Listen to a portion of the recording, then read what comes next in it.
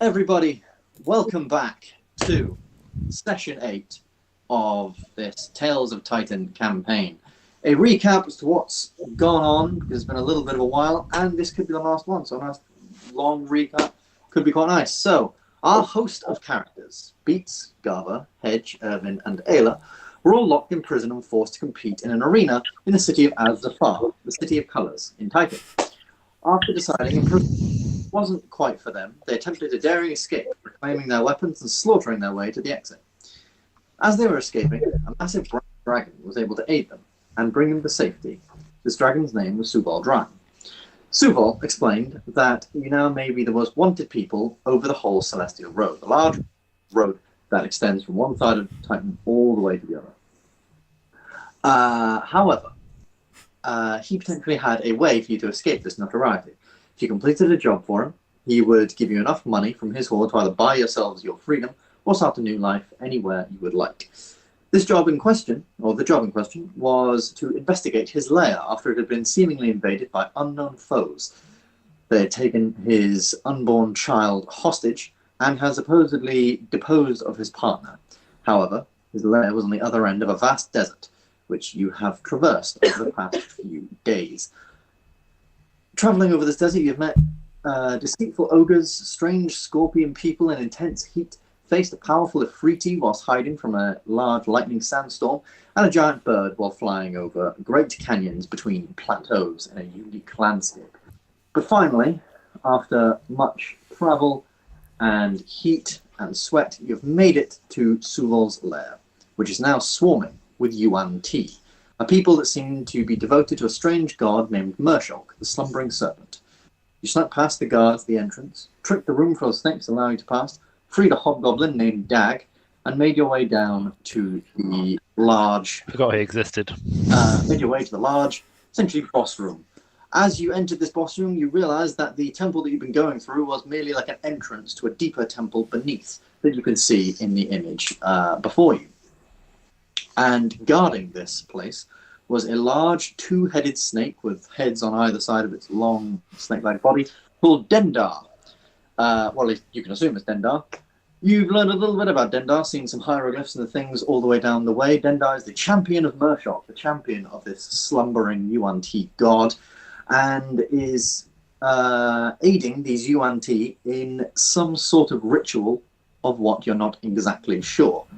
Irvin was able to deduce with a little bit of knowledge that this ritual had something to do with a large brass dragon that was spinning above you, the partner, Subal, and the strange sands that were going up in strange sort of lines and swirling around was some sort of ritual for, well, you're not exactly sure, but you could see on the eyes of Subal's partner, she was clearly charmed, so she wasn't dead. She's just spinning round and round this area. The battle has ensued. There has been breath weapons and arrows flying, evil creatures running amok in this place, and you guys have taken on a fair amount of baddies.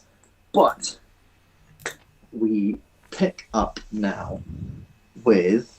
Where's the fucking initiative? Garva, I believe you were first. Really? Getting back into it. I'll take your word for it. But I believe. Right. Yeah. Right. Basically, I've got my aura of vitality up, and that's going to go to Irvin. All right. She's looking super healthy. Hmm. So that is 2d6. Do you want me to roll it, or you can roll it? You can roll it. Because then you can't shout at me if it's rubbish. Oh, I wouldn't do such a...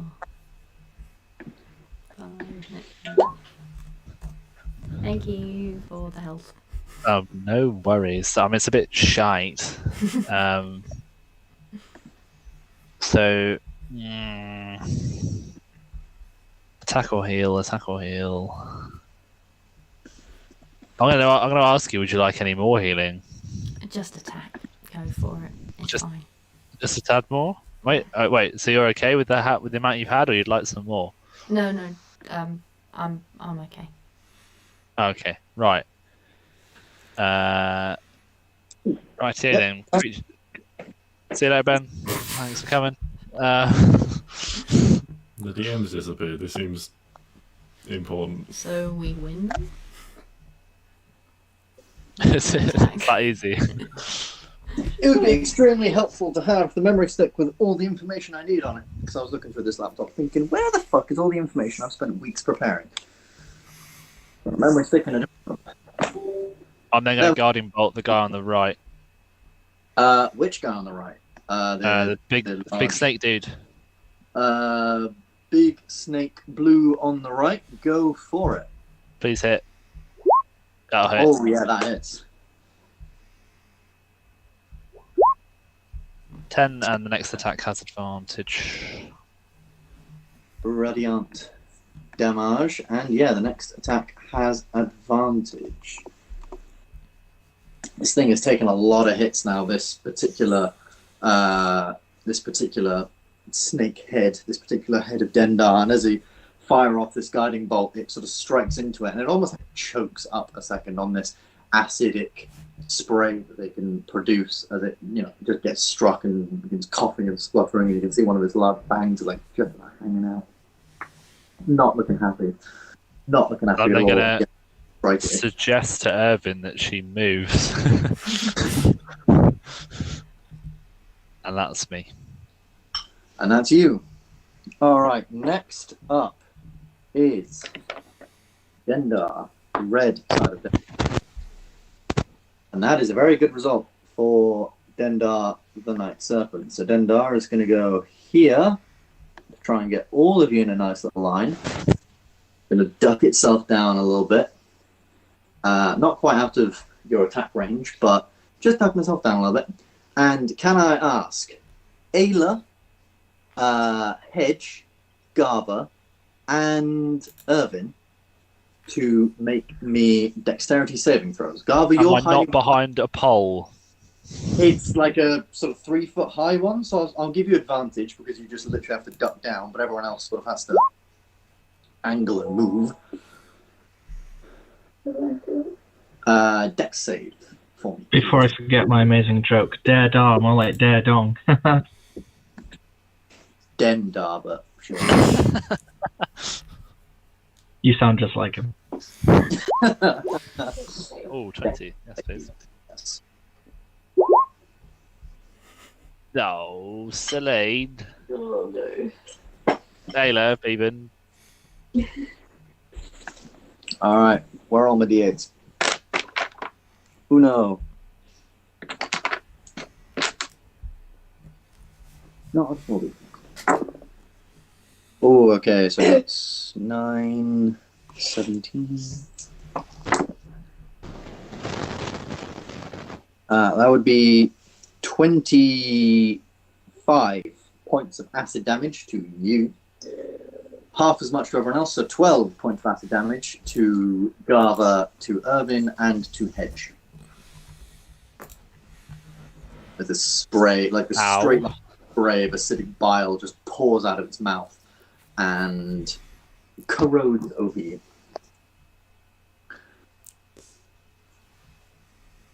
So glad I healed you that 5, Irvin. Really worth everyone's time and effort.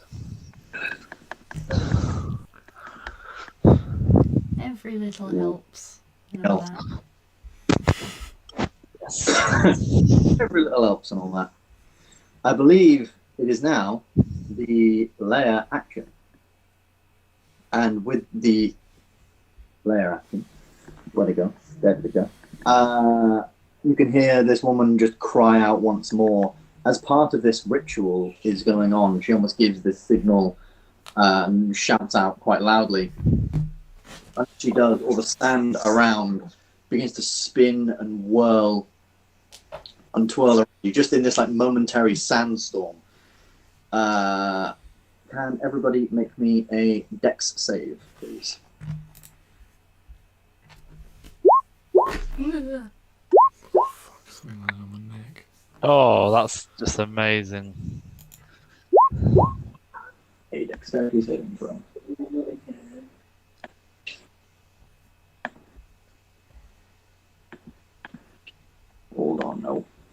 Are we all having a good time? Hey, Oh, no. yeah.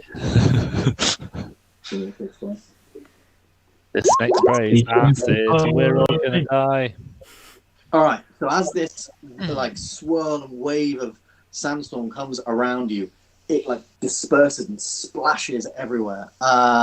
Irvin, Garva, and Celine, as this sand smacks into you, this just momentary whirlwind, you guys are knocked prone just from the immensity of all this.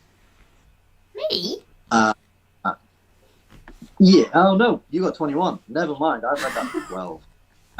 So just Celine and Celine and Noah.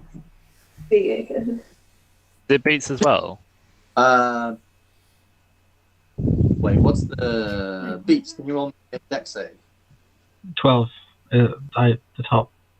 Oh, it's at the top. Oh, Irvin, did you roll twice? Oh. I don't know how. I didn't realise. Okay, apparently I failed. You did.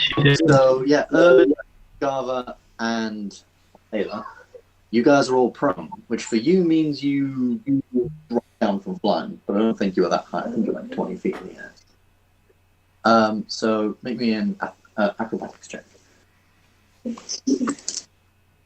Hold on, I got a better idea. How's Dag doing? Hold that. Dag, I need to roll for Dag actually. Oh, Dag got a nat 20 on that. Dag is upright in the fire, like, ah, Dundee in here. Why is there so much sand in the desert? 15, you're fine. Oh, okay. Dag, MVP. Yes. So Still plenty of time for him to fulfill that. Fine, you were just flying like in the air. Still. Then next up it would be Beats. Beats, you are surrounded by these two guys. They look like pretty buff, like full-grown dudes, but with snakes for arms. Each like arm have like 5 serpent heads just coming out of it, slithering and hissing towards you. I think 1 or 2 of them look pretty beat up. Actually, no, neither of them have been touched yet. I think the last time they just dashed in to move against you. What would you like to do? Where did I find it? So second wind, is that gonna cost an action, or is that? No, it's a bonus action. Bonus action. Okay. So I guess I'll bonus just action. Roll 1d10 and add 5. 1d10 and 5.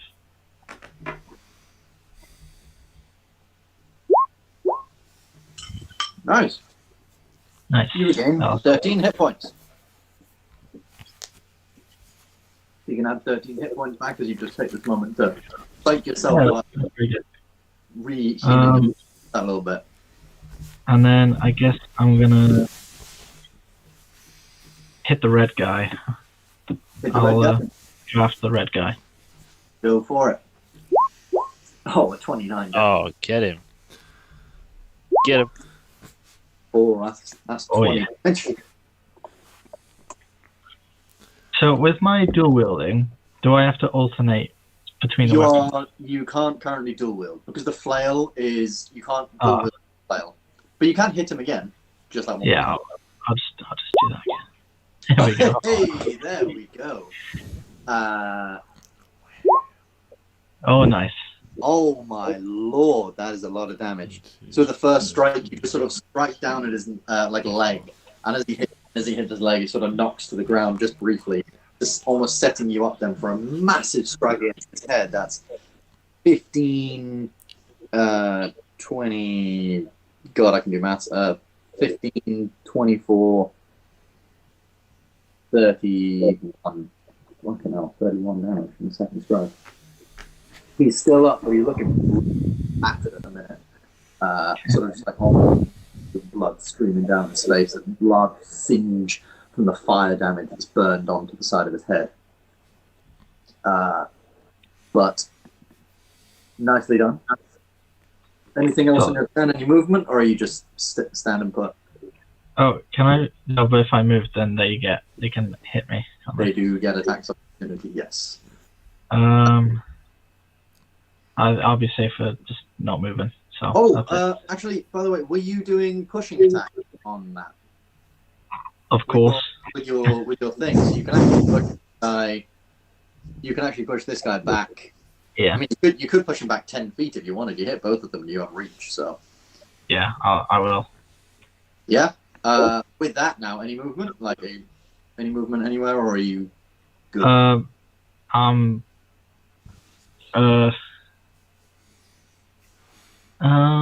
You could move around blue No. like towards us. I thought so, but I'm thinking about him getting.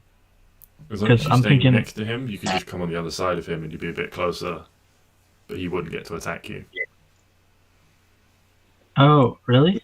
Yeah. So if you move to stand basically there, he wouldn't get to Yeah. attack you and you'd just be a bit closer. If that's what you're trying Okay, to do. yeah. I'll dance around them. But I was just saying, because like trying to get out from them surrounding me and getting advantage, but he's just gonna do that anyway.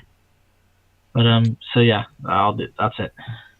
Fair enough. All right. Next up, it is Dendar's blue head, and this thing is slithering and skitting and coughing up on this acidic bile, and it's not particularly happy. It can't do its acid splash because the other one already did it.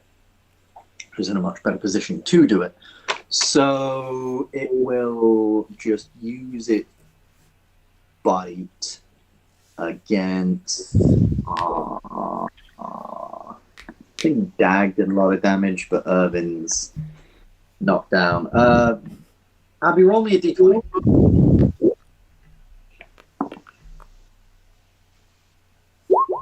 Ta-da. Yeah, sadly he's gone for you. So I like that, Ben. You can just say, "Oh, Abby, you rolled it. It wasn't my decision."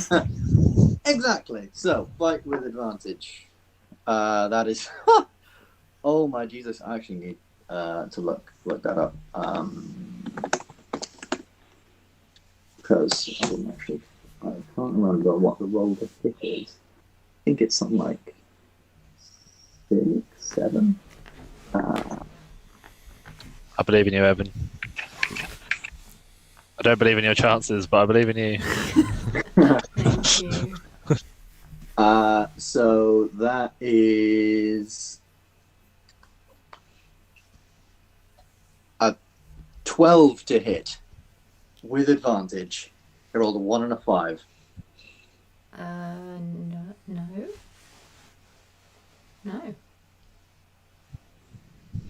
No. Nice. As this thing's sort of coming down for your face, you manage to just like roll yourself over, and these fangs dig into the hard stone. And the one that's just hanging out just like immediately comes out. You've got this massive, strange serpent's fang just now lying next to you. Fucking creepy ass thing, but I think that's pretty much all it can do. So we next go to Irvin. You. What would you like to do? You're on the floor. First, I'd like to stand up, Half your movement, stand up. and then I'm going to use catapult Mm-hmm. on the blue one. On the blue one. It needs to make a dexterity saving throw. A dex saving throw. That is 17. Shit. Oh. Does it take like half damage, or is that just a miss? Let me also try something.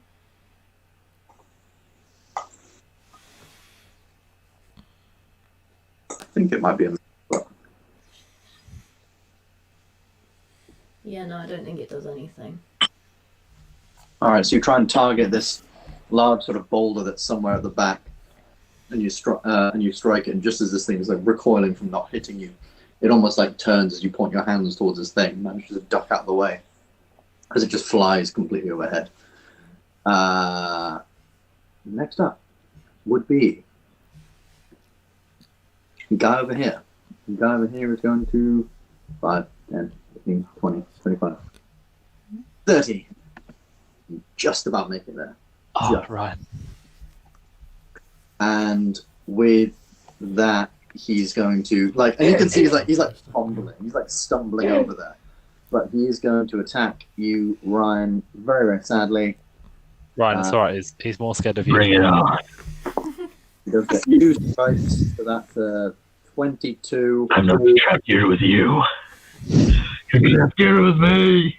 That's 22 and a 15 to hit. So the 22 I'm assuming hits, but does the 15 hit? My armor class is 15, so yeah. Then it hits, sadly. Alright, so Bring it on. grabbing the D4s. Where's my D4s? I've lost my D4s. There's my D4s. Do you have a shield, Ryan? I am the shield. No, okay. Right. Serious answers only, please. What were you My expecting shield. that answer? My shield. So, let's have a look. So you take... Actually, I do have a shield. You take 7 points of piercing damage 7. and 4 points of poison damage on the first strike. Oh, yeah. And the second strike, you take a lot less. That's 4 points of piercing damage and 4 points of poison damage.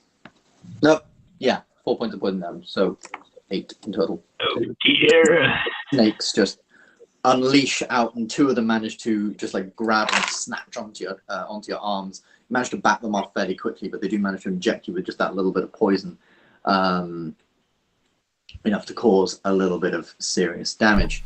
And he doesn't really do anything else, I believe. So then we're going to go to Dag. And Dag is pissed off with this thing, but it's looking pretty weak, and he's realizing that you can probably hear the shouts of you over there. And being a hobgoblin, and the way his tribe worked, he was, I guess, subservient to the bugbears in his tribe, so he's going to go and help you. He doesn't give a fuck about attacks of opportunity. He hasn't taken actually that much damage. Before he runs away, Yes. can I shout at him that his next hit on that creature might be easier? You stupid hobgoblin. Or whatever it is. But the next hit on him might be lethal, so bye. Kill it for me, will you? Do it mightily, elephant man. 2, 3, wait, so 5, 10, 15, 20, 25. 30. He can actually get up to flank with there. He does take an attack. Get him, Jack. He does take Team an cover. attack from that guy. Oh god. I think 8 plus. Yeah, that definitely hits him. Ooh, lordy. So he takes 2d10.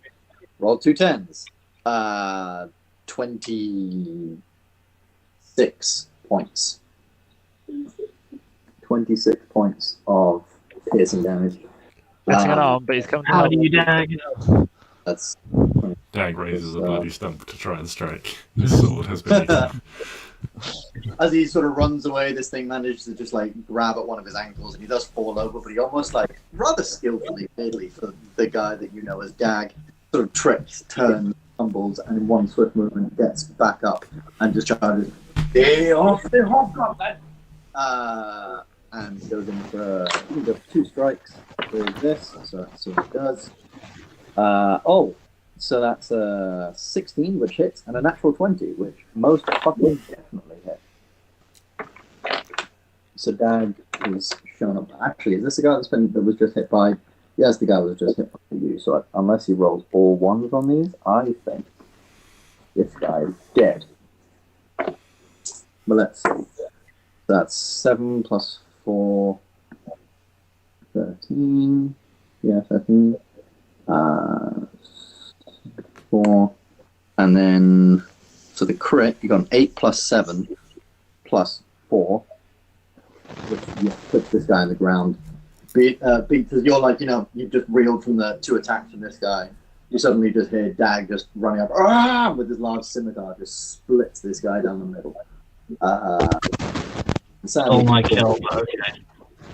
Sadly, that one falls dead on the ground. God. Hey! Hey! Good job, Dag! Thank you. Let's get him. Let us get them, Hobgoblin man. The man who lays down the beat. This guy gets me. He gets me on a spiritual level. Next up would be a woman up here, but she's just hiding, and she's going to use her action to continue the ritual, just keeping on going. That sort of thing. So then we'd get to Hedge. Okay. Hey. I will take a sharpshooter shot against the blue one. The blue head. Yes. Alrighty. So where's my longbow? There it is. So that's 20 to hit. Oh yeah, that hits. It's actually 25 to hit. 25? Yeah, because you're only -5. Oh yeah, it's -5, Oh, isn't it? okay. 25 to hit, not minus. Yes, I know how things work. Okay, so plus God, 10 that'd to be this such a damage. penalty. Why? Oh yes, you have advantage because of the thing, yeah. 12 piercing. And as you sort of like line up your shot, this thing glowing in the darkness and ambientness of this gloomy room, your arrow just sort of like pulsing with this fire. You fire it off, and just straight through the neck of this thing, through the other side. As the flame sort of bursts through, it almost catches some of the acidic bile in its mouth. And for a brief second, a bit like a dragon, it just breathes out this guttural. You'd think it was lava, but it's actually just acid catching fire from its mouth. And it falls down to the ground in a large pile, dead. Okay. The other one doesn't. The other one feels this, but it doesn't really seem to care. And you can see the body, as the other one's like moving and looming, just the body of the blue one just slightly sinks into the ground from where obviously now the other one's like, oh, finally, now I get the body, and is pulling it back. I love how unceremonious the giant red X is. Yeah. You are eliminated. That's just good. And I'm going to go to there and use a bonus action to try and hide from the priestess. Okie dokie. Roll me a stealth check. Oh boy. Yeah, that it's not a lot of room, but you just sort of like have this brief moment in your head, like all these calculations sort of flowing through your head, and then you duck down behind the thing. You've got to like such an angle where from her perspective, looking down, she can't necessarily see you. Can I still see her? She's not got total cover from me in this position. In this position, no, actually from that angle, because you're directly basically from her, yeah, she would have full cover. Can I go to this side instead then? Because I still want to be able to see her. Yeah, I'd allow it. Like, Garv would obviously be looking at this and know this sort of thing. She'll still have 3/4 cover, but from there, you're that's a little cool. bit... I ignore cover, so it's fine. I just need to be able to see her a little bit. Lovely. And then I'm going to take another sharpshooter shot against her with advantage from stealth. Yep. Okay, so -5 to this. Another 25 to hit. Another 25 to hit. Yep. So plus 10 damage, and I'm going to put sneak attack on this one as well. 7, that's not bad. 7, that's not bad. So that is what? 31. You're on 31. Fucking hell. Yeah, this arrow just bolts up to her, slashes almost like through her neck, and she just screams out for a brief second. You can see all this like sand that's Oh, is she streaming up. humanoid? She is humanoid, yes. Then there's 2 extra on top of that as well, which I completely forgot Two last session. But Actually, no, she would be classed as a monstrosity damn it. for this, because half of her isn't a humanoid. Why can't you be fully human? Why do you have to be part? And you can see all this, like, the streams of sand once again becomes such a strong hit. A lot of sand, like, then just becomes, like, starts falling back down again, but then almost recorrects its course and goes back up to this swirling dragon way high above. That's me. I don't think anything's up after that. I don't think the blue one's actually done a turn yet. The blue one, the beats. So I'm going to say it's his turn now. even though I think the rolls should have been reversed. So he's going to have a whack at Beats. Well, he's going to have 2 whacks at Beats, actually. So that is a 24 and a 20 to hit. Yeah. So, oh, again. I hope you don't die, Ryan. So do I. Twice. So do I. Yes. So here we go. So that's 1. So that's 4 piercing damage and 3 poison damage. Yep. And the next attack, this other sort of snake comes up and just managed to grab your throat. Is 7 piercing damage and 5 poison damage. As the Oh god. into your throat. Are you still up? Yeah, I'm still up. Barely. Just barely. Just barely. He's like almost like holding on to you, like Mershok will weaken. There is nothing you can do, Hobgoblin. No, not Hobgoblin. He just kind of looks at you. Nothing you can do, monster. Which is weird. Him Mint. Take up mint. And next up, Ayla. Finally, bringing up the rear. What you doing, Ayla?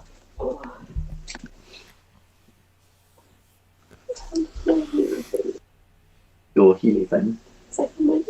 Yeah, second wind. So just roll a d10. Was it a bonus action or an action? A bonus action. So just roll a d10. Add your levels. Add 8. Is that a 10? That is a 10. Okay, please tell me that's not a 0. So you get 18 health back as a bonus action. Look at you go. I almost had it sincere, Ben. Almost. Not quite. I'm working on it. Can you do that one? Yes, once per day, I believe. Right. Am I flying still? You are still flying.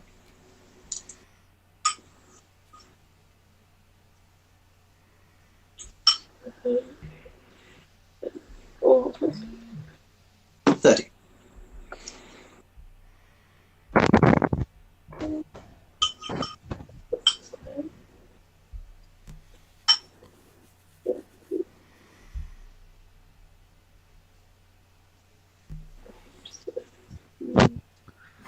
Oh, this Attack opportunity. Yes, you will. Unless you use the disengage action, but that would be your action.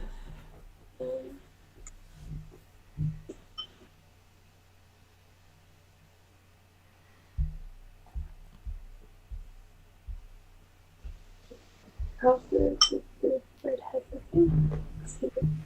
He's looking alright, actually. He hasn't really been targeted that much, other than by you. You've dealt a fair bit of damage to him, but it's not been substantial. I'm gonna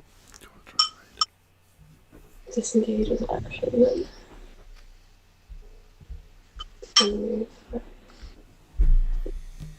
Please.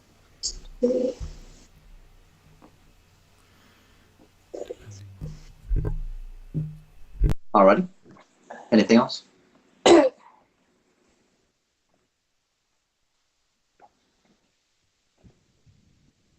Is that like how many actions do I have? 1. So that's that it? Yeah. Cool. Back. Yeah. No. Cool. We go back to the top of the round. Garva, one of these things has died. One of these large snake heads of Dendar has sadly, well, not sadly, has brilliantly fallen. We know whose side you're on. What would you like to do? I'll look at Evan and say, "Are you doing okay?"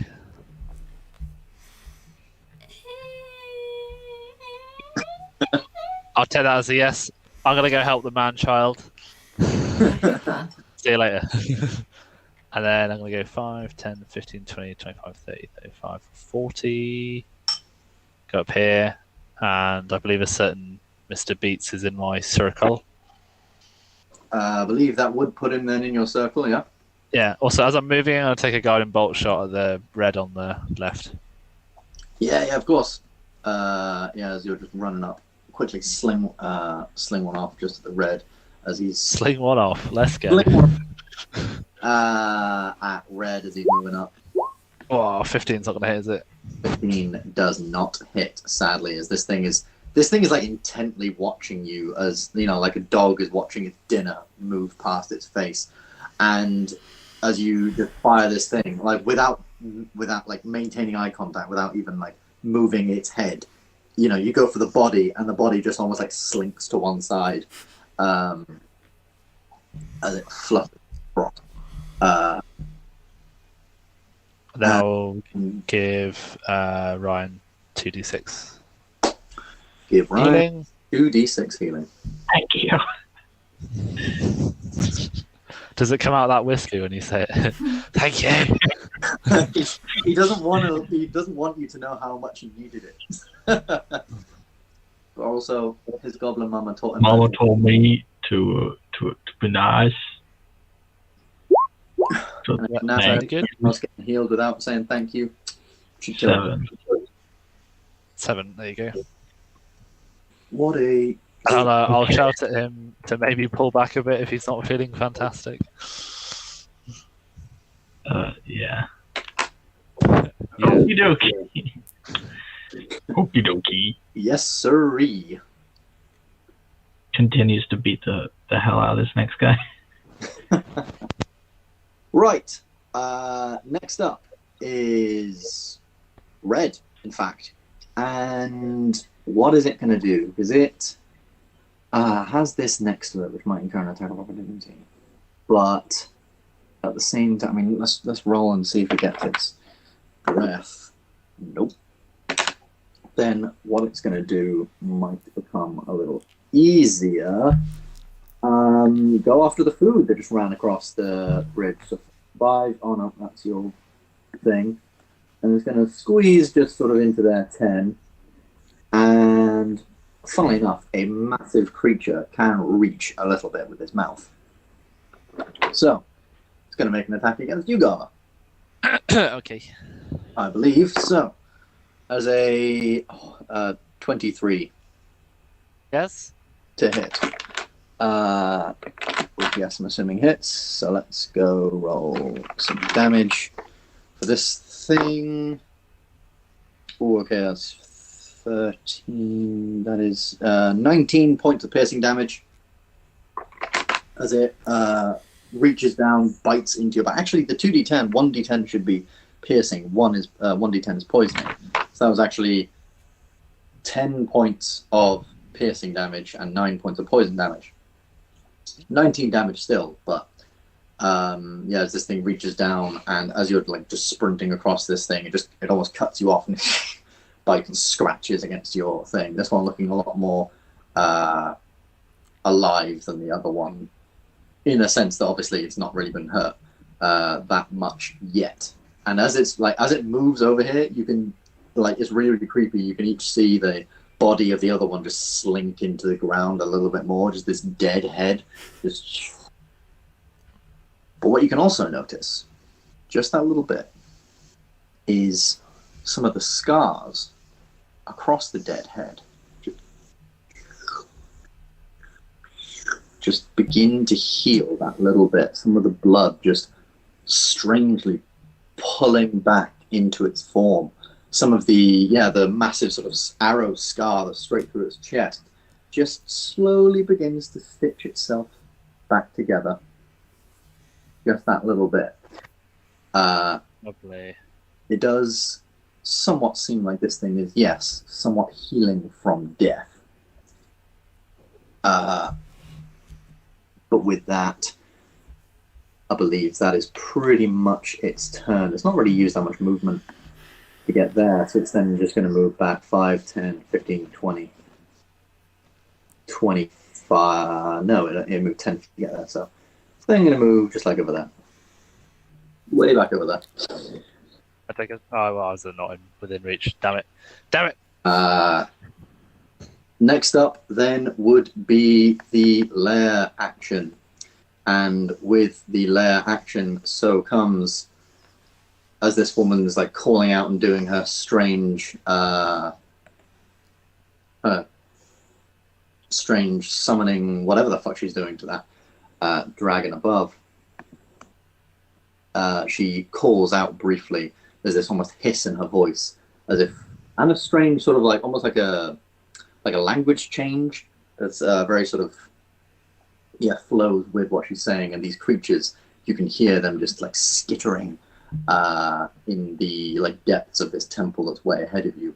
And suddenly you can also hear like the clattering of coin as these things are moving, as if they're like, you know, moving over a large quantity of coins or something small and metal.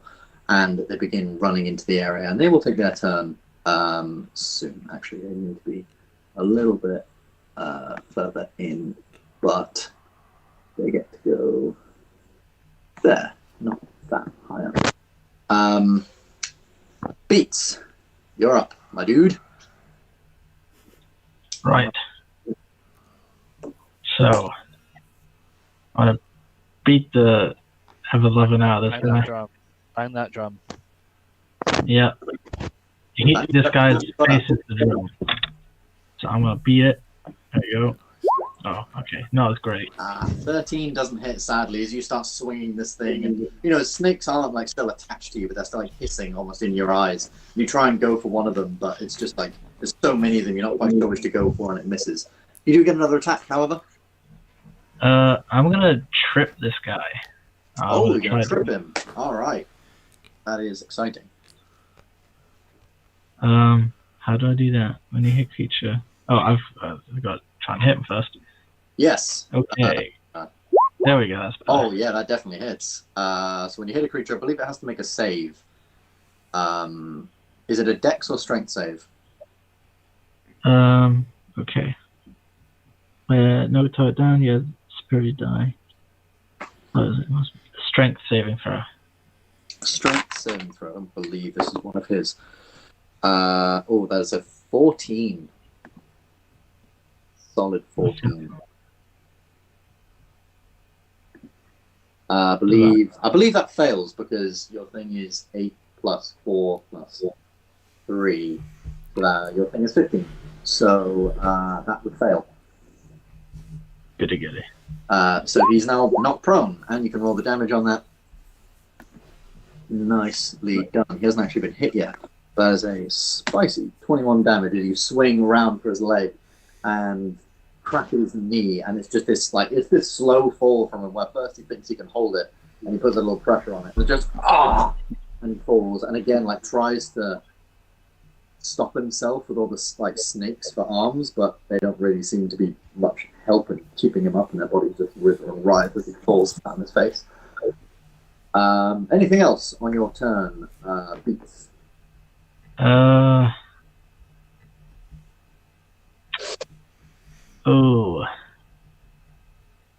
I gotta get out of combat, so retreat back to Gava. You would still get an attack of opportunity, but it'd be a disadvantage. I've got to, so I'm gonna move back. It's going to bite your ankles. He is indeed going to try and bite your ankles as you try and get away, and these snakes, almost without him even realizing, he's flat face in the dirt, but these snakes can see him, and they writher and slither and ride up. Lowest of these two, yeah, that misses. That's a 2 plus, 8 to hit. No, it'd be 10 to hit. Cool. Completely misses. You can run back up to Gava. Any bonus actions, bardic inspiration, or anything like that? Oh yeah, I'll might as well try some Tales from Beyond again. Okie dokie. D6. I believe it was a D6. Oh, what do you know? The teleport one again. Oh my fucking god, really? The fourth time. The fourth fucking time. I've only gotten one other one once. So who are you giving bardic inspiration to? Well, I can hold on to it, can't I? You can hold on to it, but when you... Yeah, no, you can hold on to it.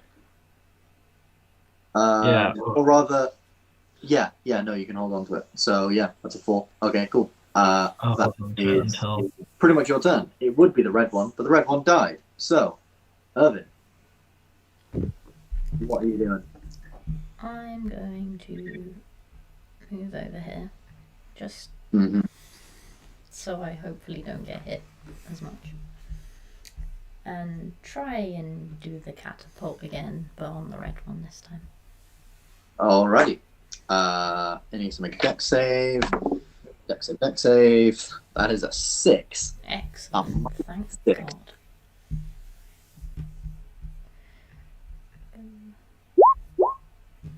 Nice. This boulder that you just find in the back corner just like flings over and cracks it straight across the jaw, leaving this large gap just side.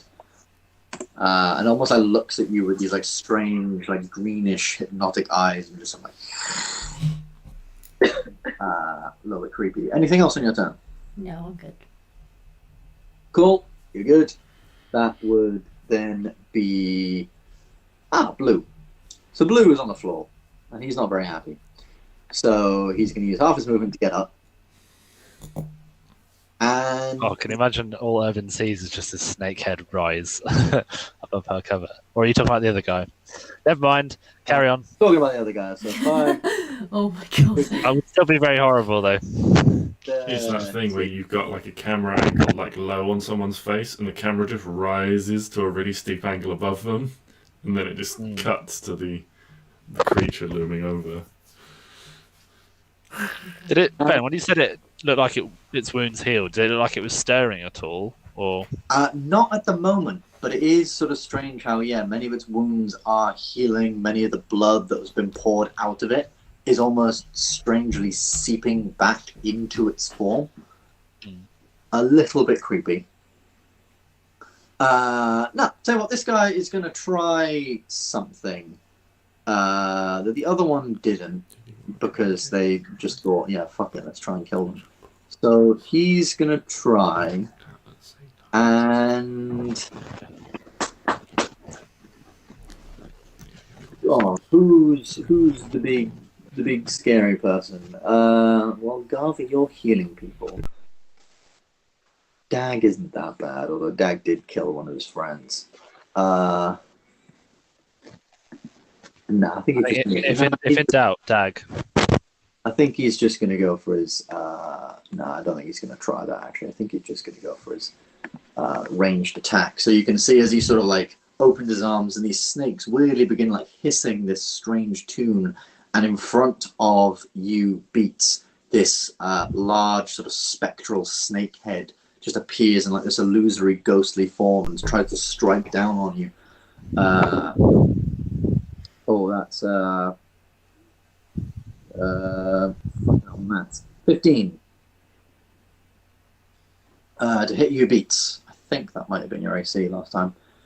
That is your AC. So this time, as it sort of strikes you, it explodes in this puff, this like plume of poisonous gas. You can still feel things like injecting into you, which is very, very strange.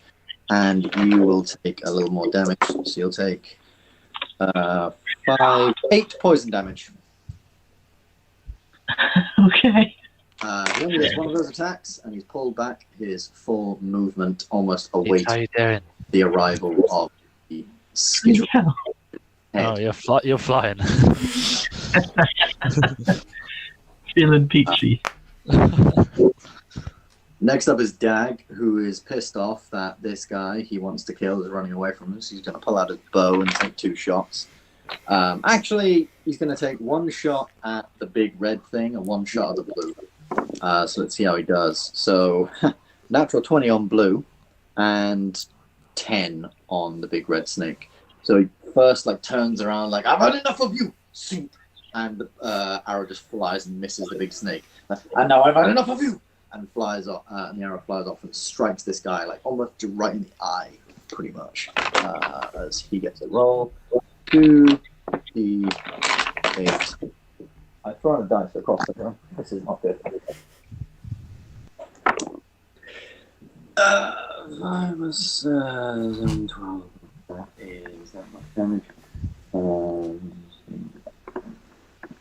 Nice. And Dag is going to go chasing after him. 5, 10, 15, 20, 30.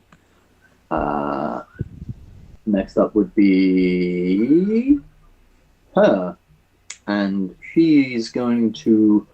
Well, what else can she do? Because she wants to use her action to continue this ritual. But she also is annoyed at things, and she's very far away from everybody. It's rather distracting, rather unnerving.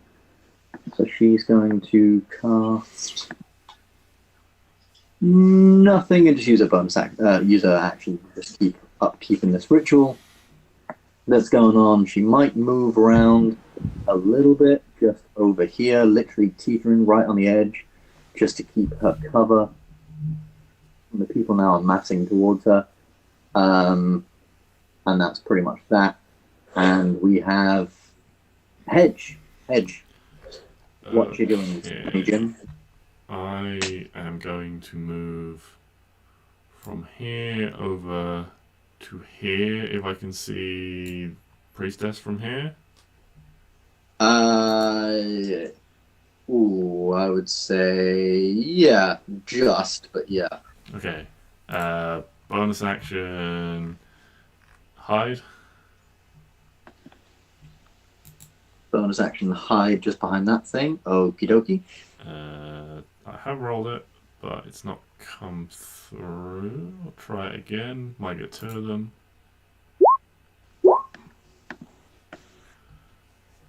$22 stealth. Yeah, you're Okay. pretty stealthy. You managed to duck and just slide behind the thing. Cool. I'm then going to take a sharpshooter shot against the priestess once more.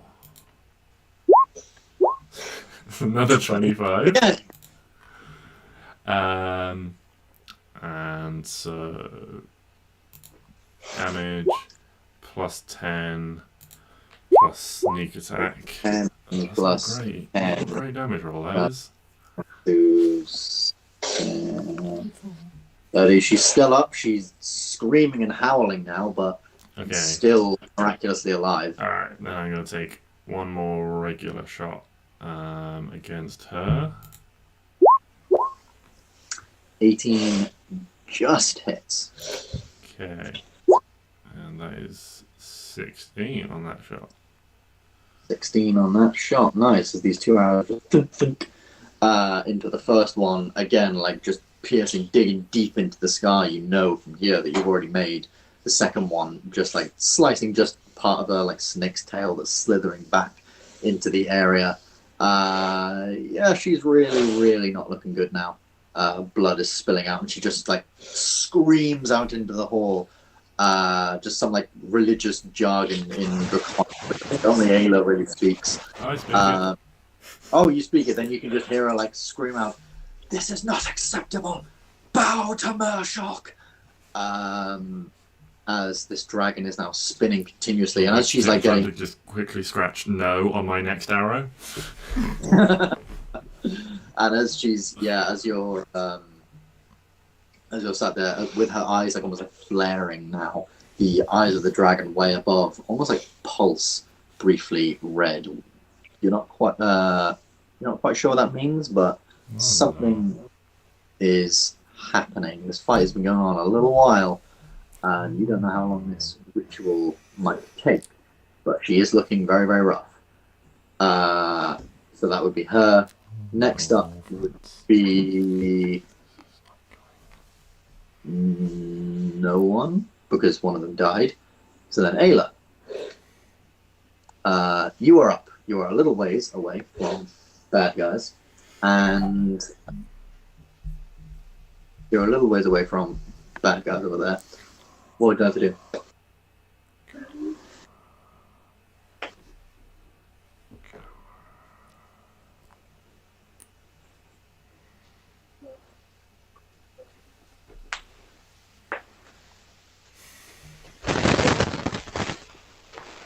It wasn't my thing, I couldn't remember. I see. 10, 15, 30. 30. Do an action. Is it an action to like Dash. Yeah, it's an action to dash, so. 25. That's the last picture so far. She is very, very far away indeed. Almost like that was the point. Cool. Is that you? There isn't, no. And finally, we have our skittering friends' turns. And they get to move their full movement, which I believe, looking at it, is about 40. No, 30. Crap. 5, 10, 15, 20, 25, 30.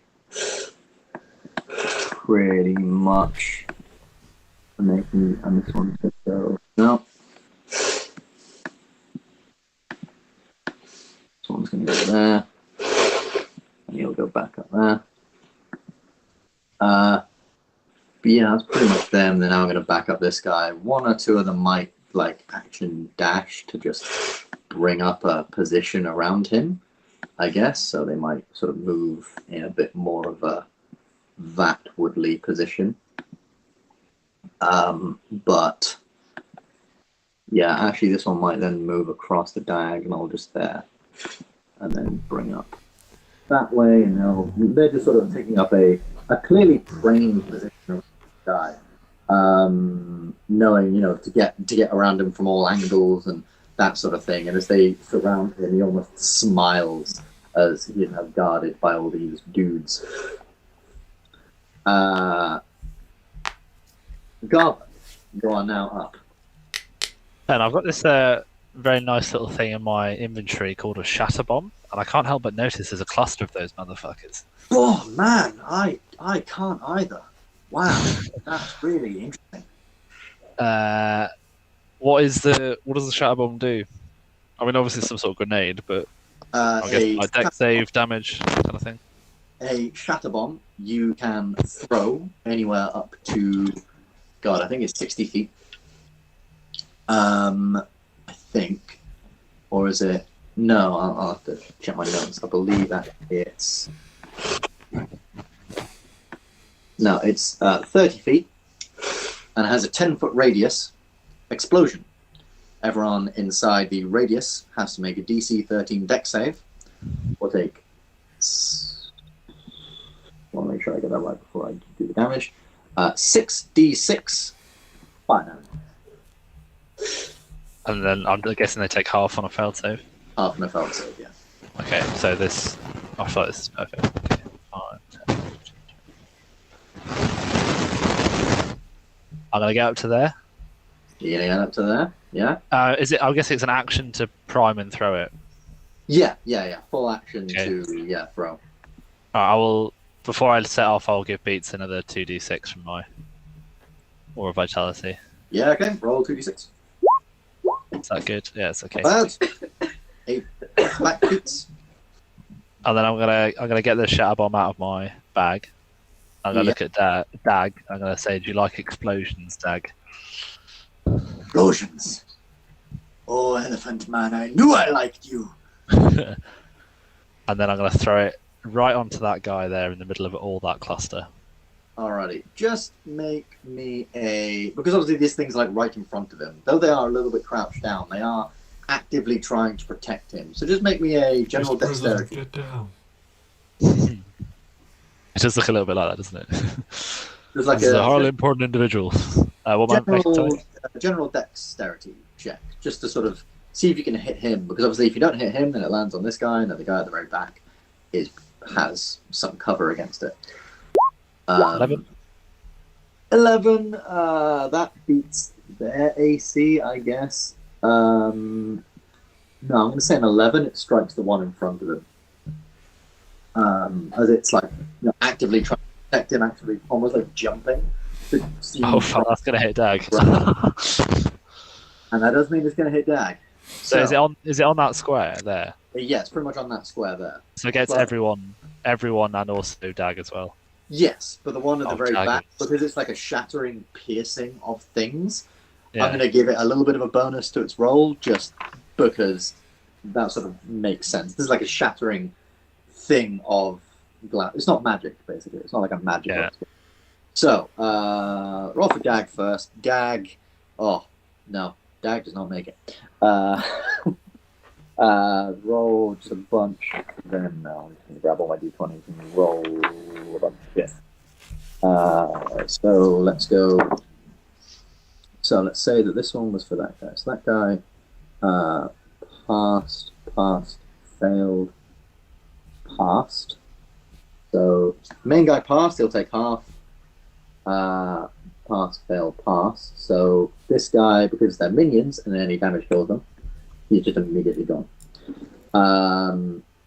Next up would be the 1, 2, 3 behind him. So let's roll for those final 3.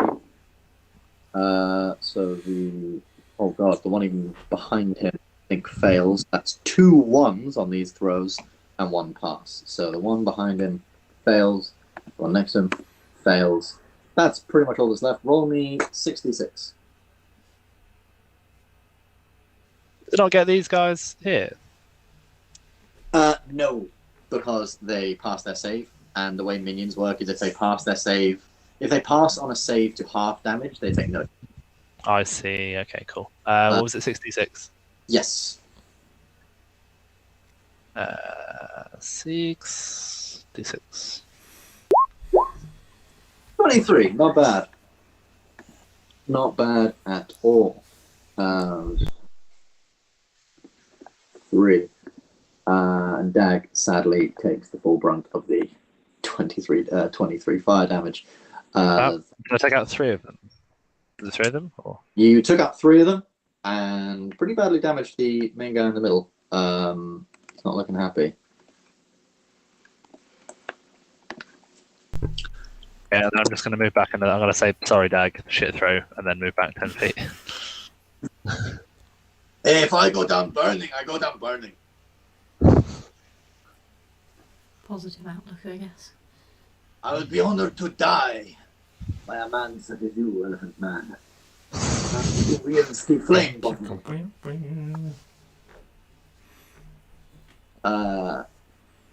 Nice. So, that is you, Garva. Anything else on your turn? Well, you've done a bonus action. That was bonus action, yeah, so that's everything.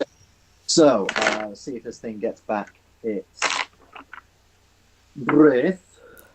So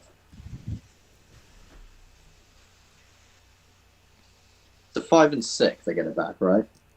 Some I of don't them are know. just 6, some of them are 5 and 6, depends what it is. The one with that block, yeah, it's 5 and 6, so he gets it back. And is looking around.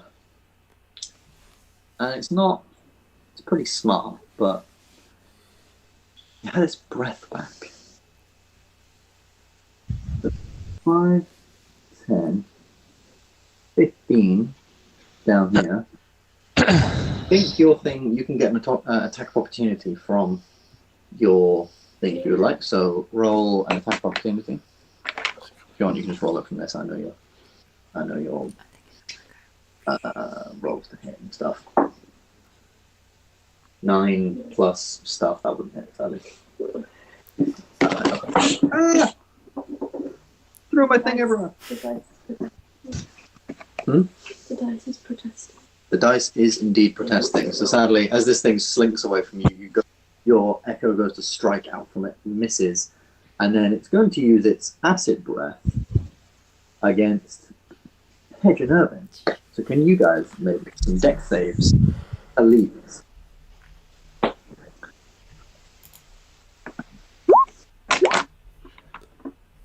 is mine taking It was giving you time to prepare for that utter monstrosity.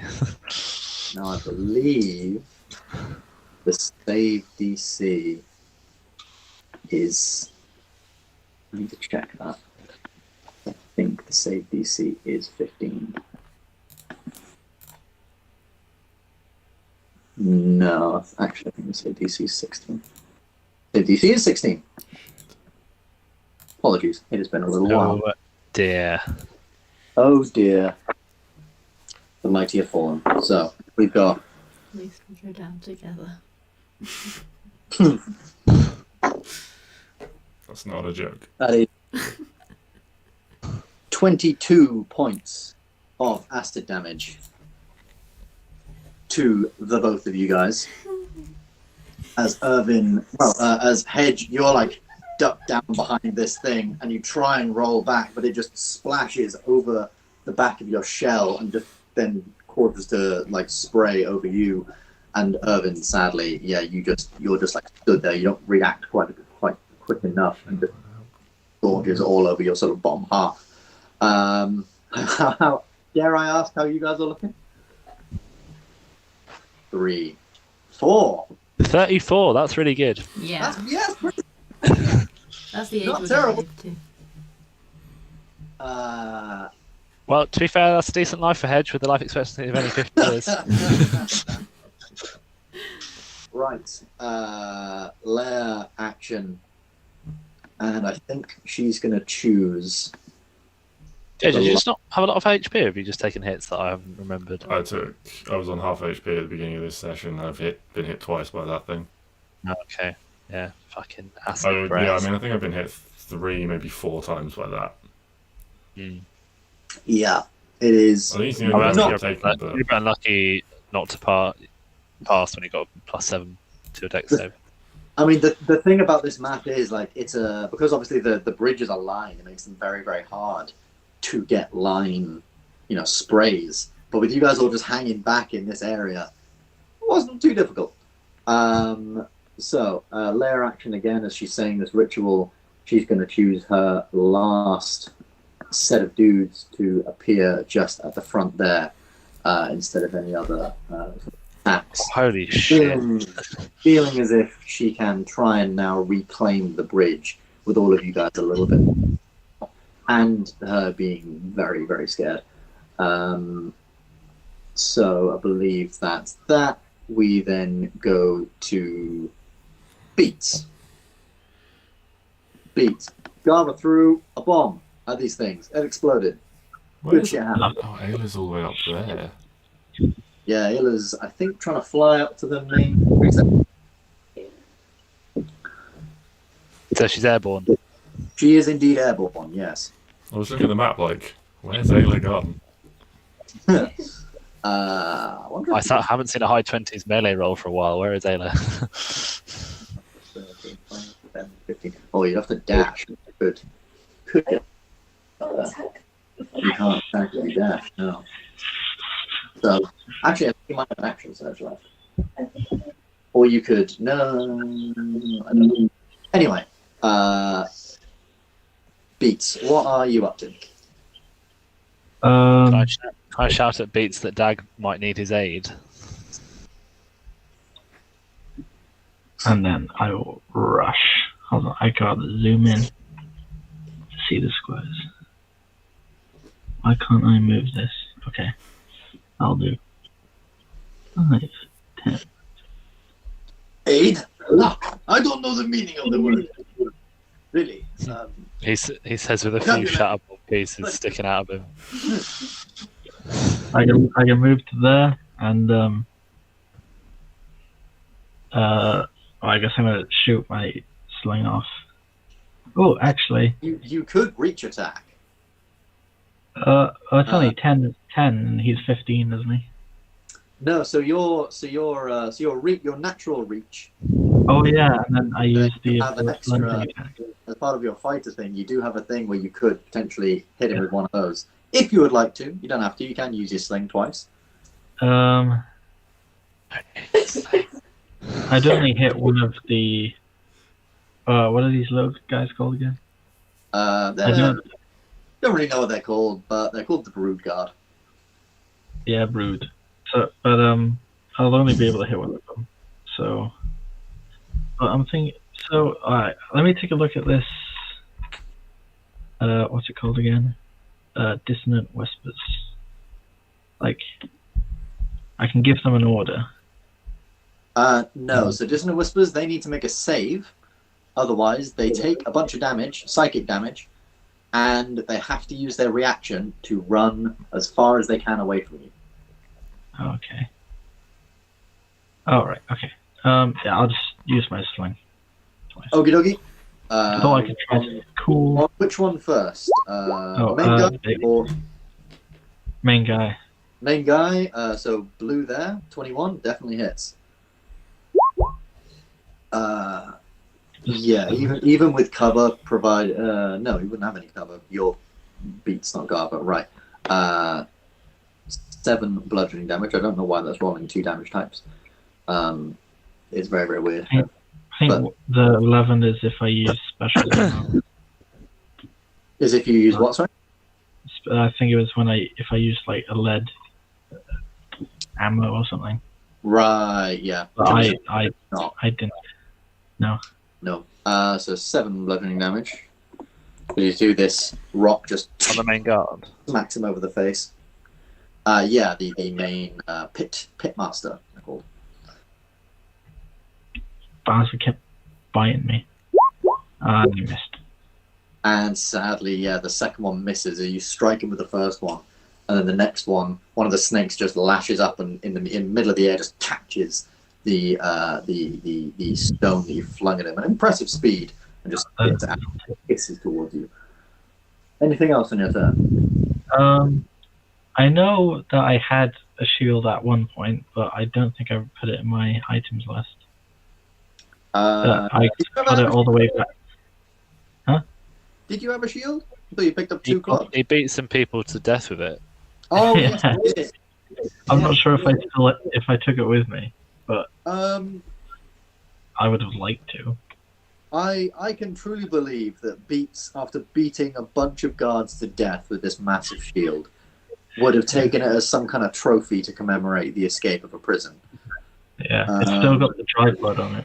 So I can fully believe that Beats would still have this shield. If you wanna take Yeah, out because with the flail I can't use my dual wield, so I might as well put the shield on as well.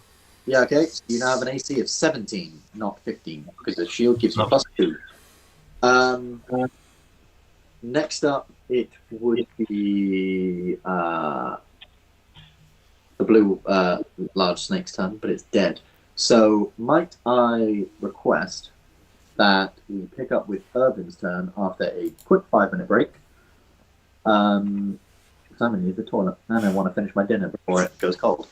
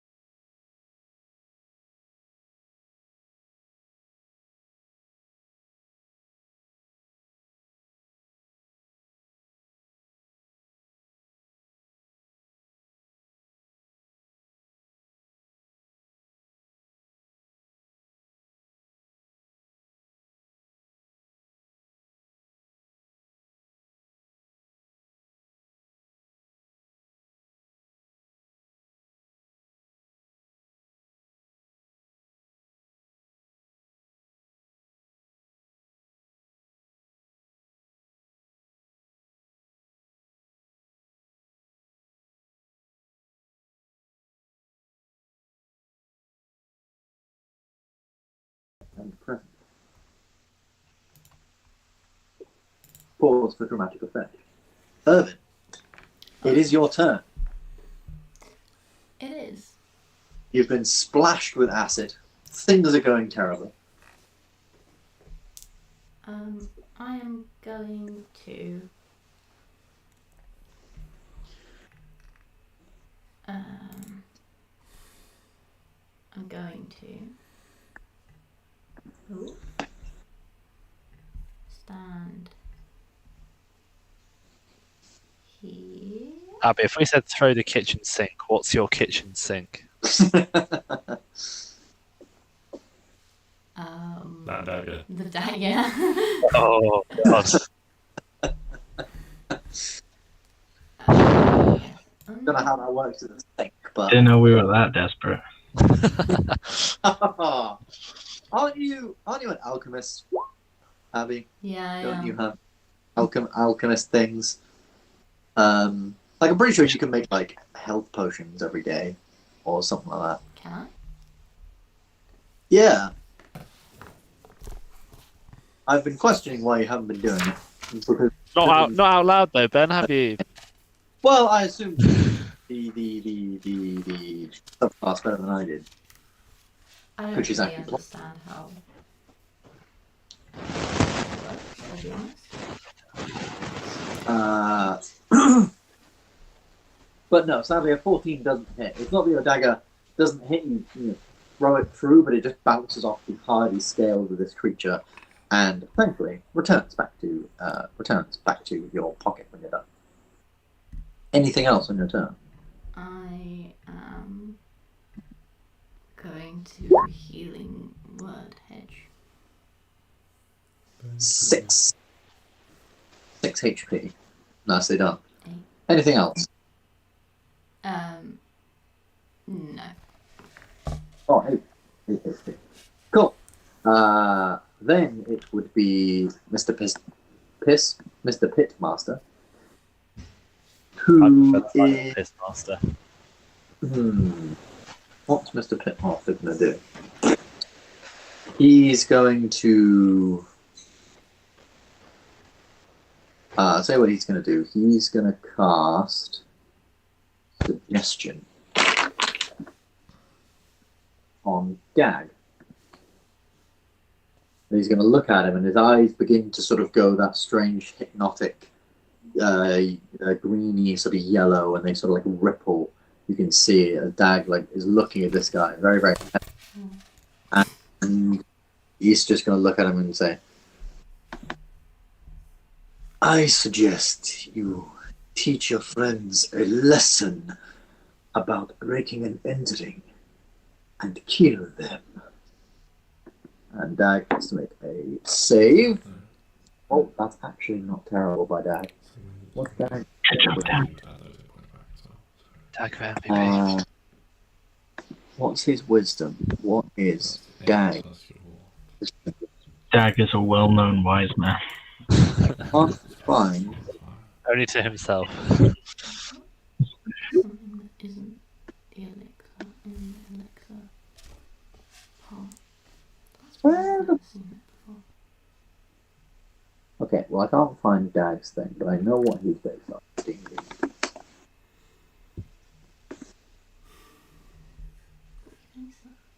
It's hammering. So +1, which passes regardless. So this save DC's 15. So this guy looks at him. No one tells Dag what to do, except for like a lot of people in the past. But right now, no. Maybe a little man. Not you. This guy just looking at him like worthless. And he's going to just really, really quickly stand up behind this guy, just for a little bit of extra safety, to turn just back. Next up is Dag himself. And he's just going to charge up through these people. No one gets away from Dag. No one mixes with his mind. Some scimitar attacks. 1 hits, 1 misses. Just do this damage really, really quick. Dag charges up, gives him a slash. That's max damage on the D8. So that's 12 damage to this guy, who is now looking really, really rough. Several of the heads of these snakes are cut off, and this guy just screams out into the open air of this thing, and it echoes just all around you. But he's still up, but just like, bleeding out profusely, really not having a good time. Next up is no one's turn because everyone else is dead. So we go to Hedge. It's bonus action to drink your own potion, right? Yes, bonus action to drink. Cool. Well, I'm going to take a superior healing potion I've only just remembered that I've got. 8d4 plus 8. 8d4 plus 8.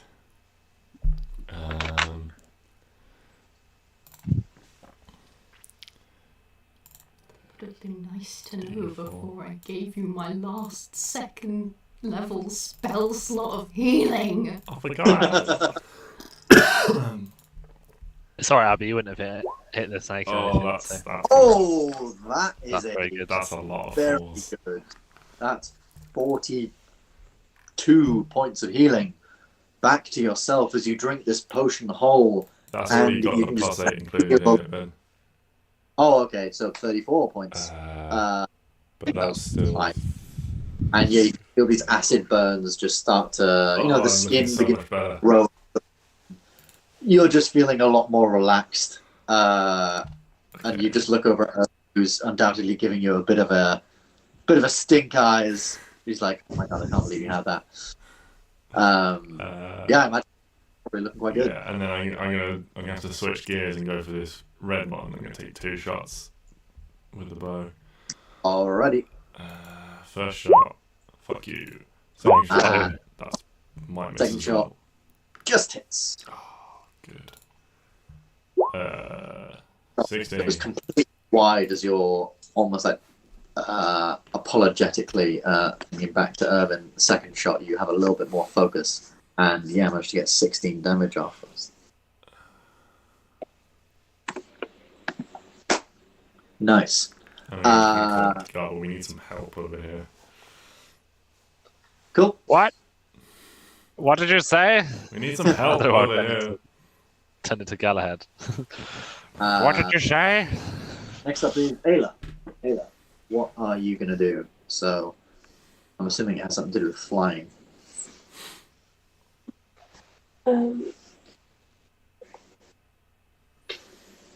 Yep. Assuming if I'm flying over the top of these guys, they're not going to be able to. No. You're like 20 feet in the air already.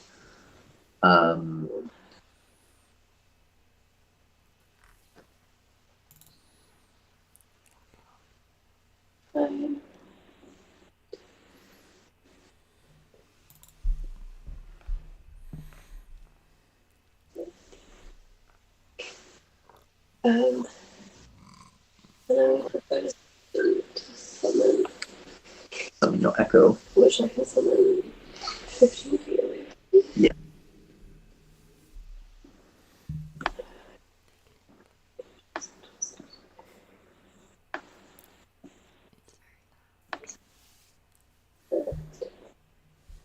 Oh, 15, just up on there. and then I'm not work. Yes. Oh my god. Yeah. You can strike twice through your echo. Nicely done. Roll to hit. First person to hit her in person. She's suddenly she's so focused on this ritual she doesn't even see your echo come up. But sadly, an 11 doesn't hit. You do get a second strike.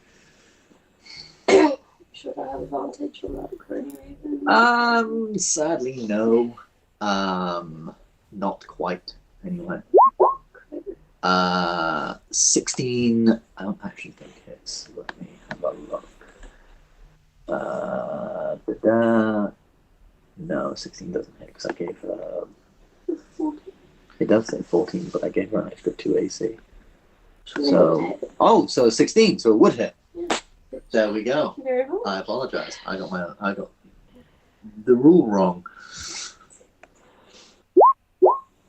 So that's, I'm assuming, two-handed, so 15. Yeah. 15 bludgeoning damage on her. And let me just consult with the wisdoms of how much health she's got. 5. Yeah, so that's... As you just crack her over the face, she's, a couple of teeth maybe fall out. She's pretty bruised, a massive black eye begins to form. Still just about standing. Just about standing. Next up would be the first group, so the blue group. They're both blue groups, so it's just these 3 down here. And these 3 down here are going to go after Dag, because Dag. So they basically, with minions, they get bonuses to hit on depending on how many of them there are around you. So they'll get an extra, essentially 1 attack with a +3 to hit, and plus bonus of 3 to hit onto all the other things. But that doesn't matter because they rolled a 1. Fuck's sake, guys, you had 1 job. At which point they're going to run 5, 10, 15, 20, realizing that their buddy's got this one, or the pit master's got this one, they think anyway. Dag does get an attack of opportunity. Dag hits the attack of opportunity, so orange one dies. Can we make Dag a permanent part of our party, please? He's proved himself a worthy Dag ally. is Gonna die. Dag is just... If he lives... this blood now. Like, all these things are trying to hit him, but he's got this shield, and he's just swirling around them, and as they all try and chitter away from them, from the command of their master, this, like, strange hissing from their master, he just spins around and slashes down one of their backs. But then all these guys go 5, 10, 15, 20, 25, and then you get 30. Diamonds. You get 30. Did we And pick up any diamonds? an attack Not with allowed +3. weapons. And I feel definitely... like we asked Thingy for... No, I don't believe he did get you any diamonds. And then you got But like there 300 GP there was- for diamonds, if that's was- what you're thinking. Fuck you, Greetish. There was a diamond in the Afriti horde. Yeah. One of you should have noted that down. There was a large diamond ring or something from the Afriti horde. 2 plus... It's 2, so Dag takes 6 damage from all of these, because they just deal a standard damage. Cool. Dag is now looking... Well, he's looked better. I'll put it that way. Actually, Dag's looked a lot better. Jesus Christ. But cool.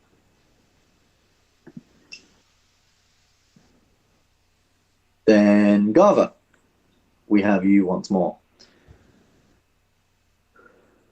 Dag, how you feeling? Better than I have ever been, except for all these cuts and scars and bleeding and bruises. I was going to insight check him, but then he very thankfully told me that he's not doing very well.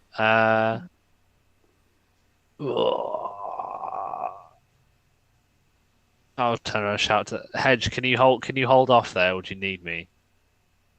Not for long. We're struggling up here too.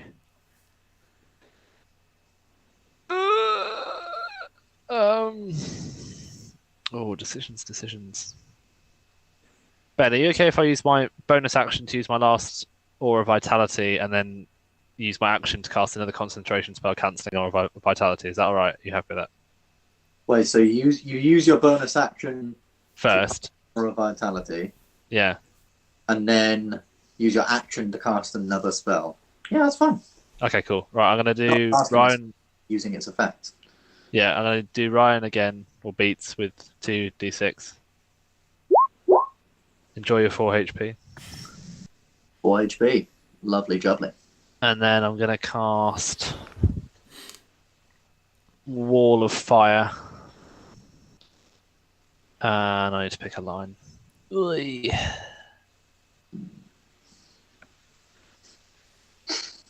I mean, I think that'll do. Maybe make it a bit longer than that. Alrighty, and I'm assuming the flame is going the other way.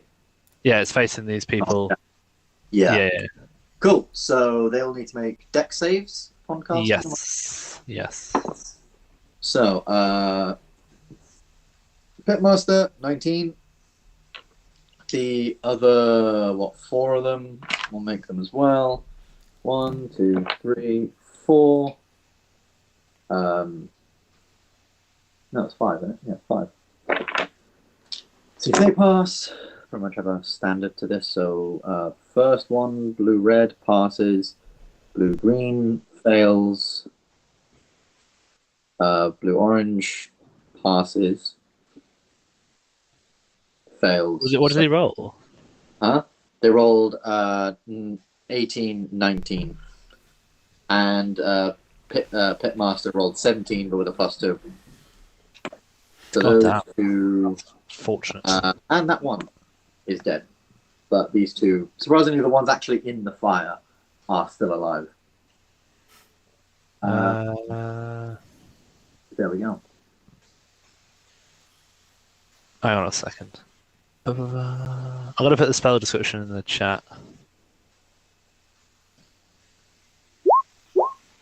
Create a wall of fire on a solid surface. On a solid surface within range, you can make the wall of 6 feet long, 20 feet high, 1 foot thick. Ring. Opaque lasts for the duration when the wall appears. Each creature within deck save 5d8 fire damage, or half as much on a successful save. One side of the wall selected by you. What are you concerned about? So you've done the people at the back here, Yeah. but I was putting it kind of here to so it's kind of like here to separate Dag from these guys, kind of thing. So it's between them. Right. So they're in it at the moment. So I don't think it would affect those people at the back, if you catch what I'm saying. But then we can assign that. Yes. Yeah, it's 10 feet. So one side of the wall selected by you when you cast this spell deals 5d8 fire damage to each creature that ends its turn within 10 feet of that side of the wall. When the wall appears, each creature within its area, and its area is 10 feet. So there we go. It's 1 foot. It's 1 foot thick, so it's only these creatures in that would make the deck save. Okay. In which You case, appear and yeah, there's a damaging side to it. Say again, sorry. You appear and there's a damaging side to it. Yes, I mean, it's the first time on a turn, so I guess this is the first time on a turn. I don't know if you're happy this with that. This is a so it says when the wall appears, each creature within its area must make a dex save. And you are right, it is 1 inch thick. One side of the wall selected by you when you cast this spell deals 5d8 fire damage to each creature that ends its turn within 10 feet of that side or inside the wall. So actually, yes, you're right. Only these two here would die because I rolled the rolls for them first. But surely you conjure the wall, and the wall is a foot, but its area is that 10 feet. Because like it appears, and that area of that damaging area appears when the wall appears. Yeah, that's kind of what I'm asking. Like, is it That's like? what I initially thought. You could also, And then you brought that. because So- you can also make it a circle, right? With a diameter of 20 feet, which means that anywhere in that circle is going to be 10 feet from the wall, which means that everyone encapsulated in that is, my interpretation would be anything encapsulated in that 20-foot diameter circle would be taking damage because it's in the middle. It doesn't have to be like in the 1 foot of fire. It's in the... No, I know we're saying that. That's fine. But then it's whether they take the damage now, I guess, and because it's the first time on a turn, I guess they do. If that's how you're reading it as well. I'm going to say that first time on a turn, they do take it. They take it. 2 of them die. But I think they just take damage. The ones that are in the area of the wall, whereas the ones that are in the wall make a save.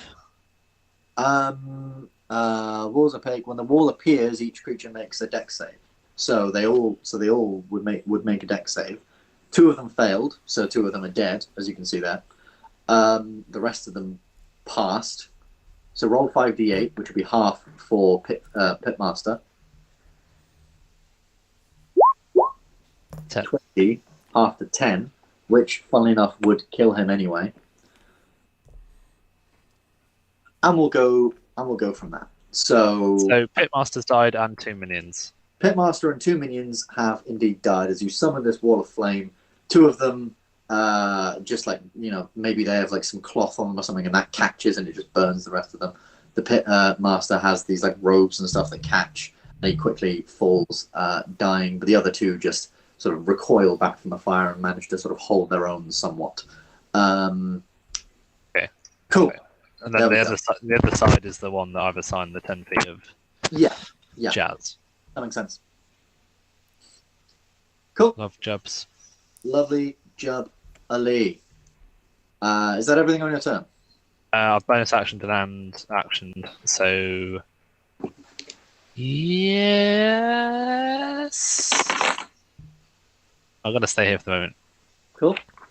Let's see if this guy gets. It's the Dendar's turn, and let's see if he gets back his breath.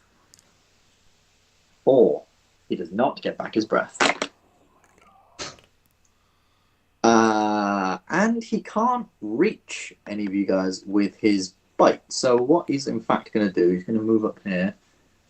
5, 10, 15, 20, 25, 30, 35, 40? You can get there. And then coincidentally, within his reach, is a large Loxodon. Dick. And he's going to make a bite against the Loxodon.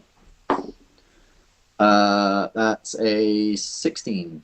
Oh, just misses. Oh, hey. Just misses. So as this, as this creature just like swirls around, begins to push around again, this the blue side is now like pulled even deeper into the sand. So there's just about like his head is just about poking out of the sand, and you can see the large sort of scratch that Irvin made from one of her catapults, and one of the arrow things is slowly closing up still, and nearly all of its wounds have been closed up at this point. And you can see some of the blood and acid and bile is just sort of like pulling back into its mouth, defying gravity as it does so. It's not quite back up yet, but it definitely looks like it might be soon. And as this thing comes crashing down towards you, it almost goes for like a low bite towards your legs, almost to try and knock you off your feet, but you're able to dive out of the way really, really quickly, and it crashes into some of the stonework. Beats, you are up, my friend. You are currently surrounded by 2 of these chittering creatures.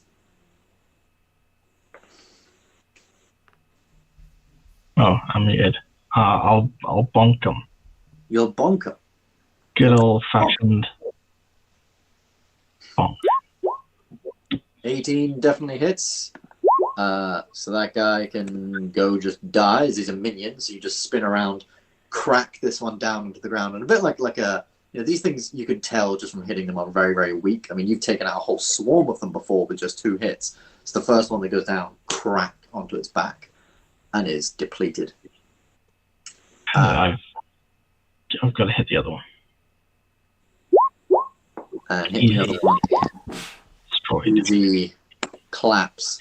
The first one is just crushed, and then the second one you whack that rather upwards, and it flies off, spinning around, falls into the sand.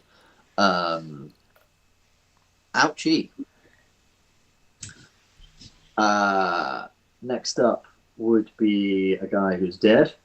So we go to Irvin.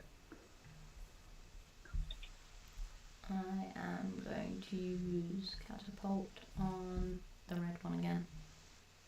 On the red one again. Mm-hmm. Needs to make a dex save. Roll that damage for me. Or never mind, as it rolled a natural 20 on its save. I apologize. It almost like instinctually knows now. It's like it's almost like always keeping an eye out towards your side, and just the hand movements you're using, it recognizes them and twitches and moves out of the way just before you cast the spell, meaning that sadly the catapulted thing misses. Anything else on your turn? This damn Minotaur keeps flinging rocks at me. Just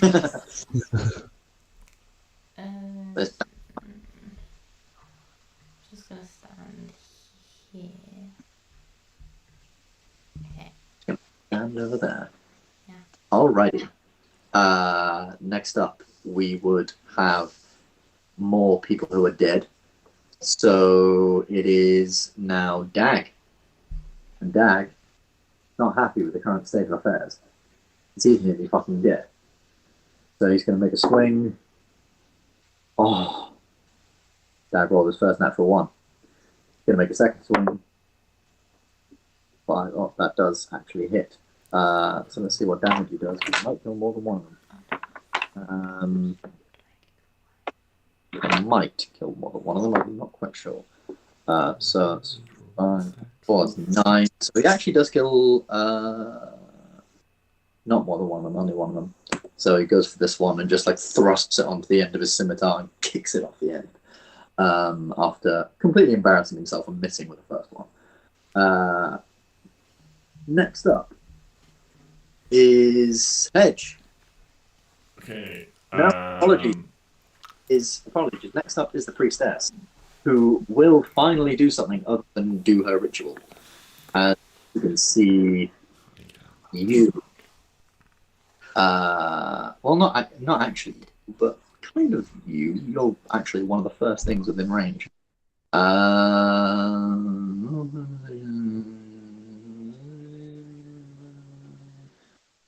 Or it can do that.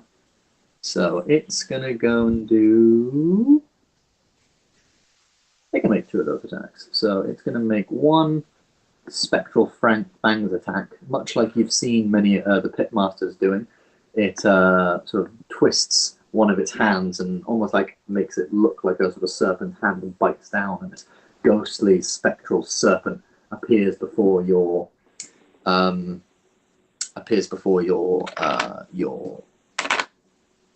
echo and to hit it. It's a ranged attack within 5 feet, but it's really the best thing she's got right now.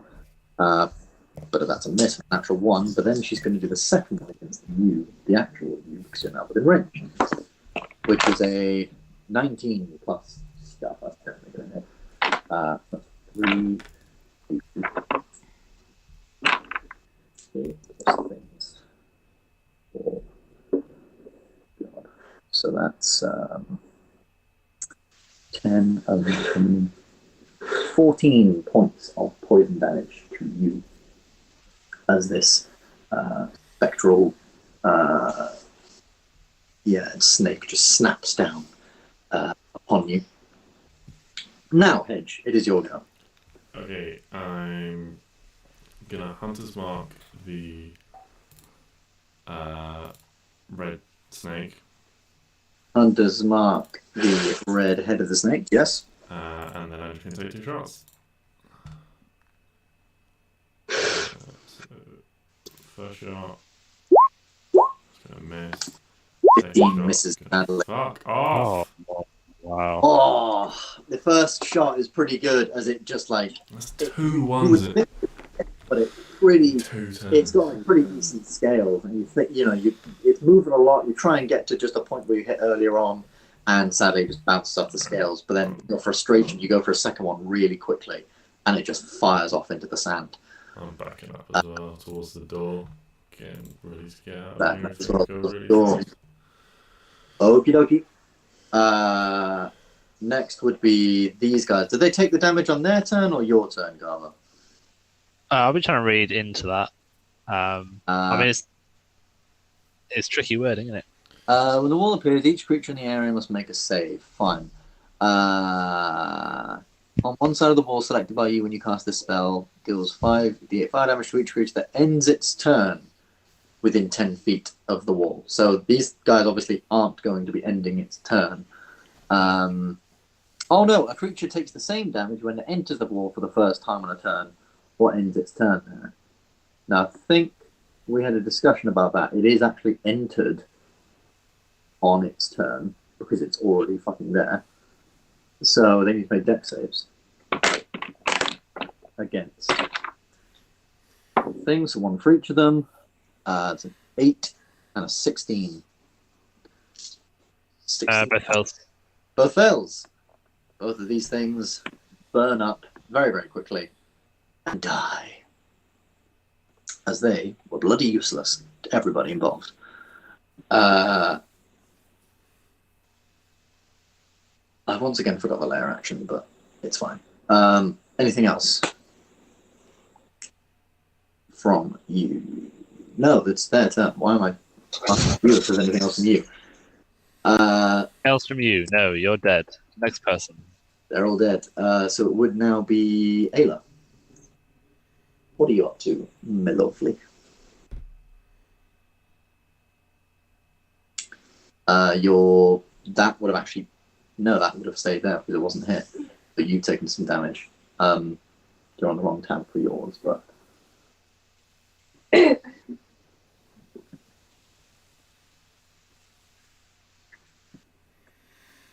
you go. Can I get on the other side? Is that what You could get on the other side of her. You fly up a little bit. I mean, you have to count it out, but...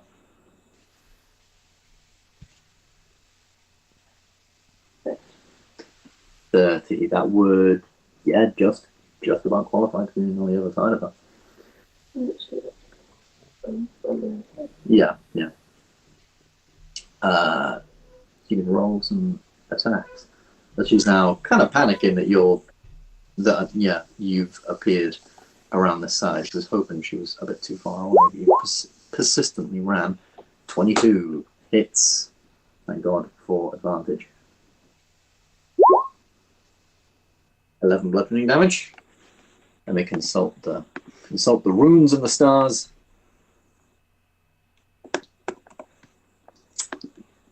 Just up by the skin of her teeth.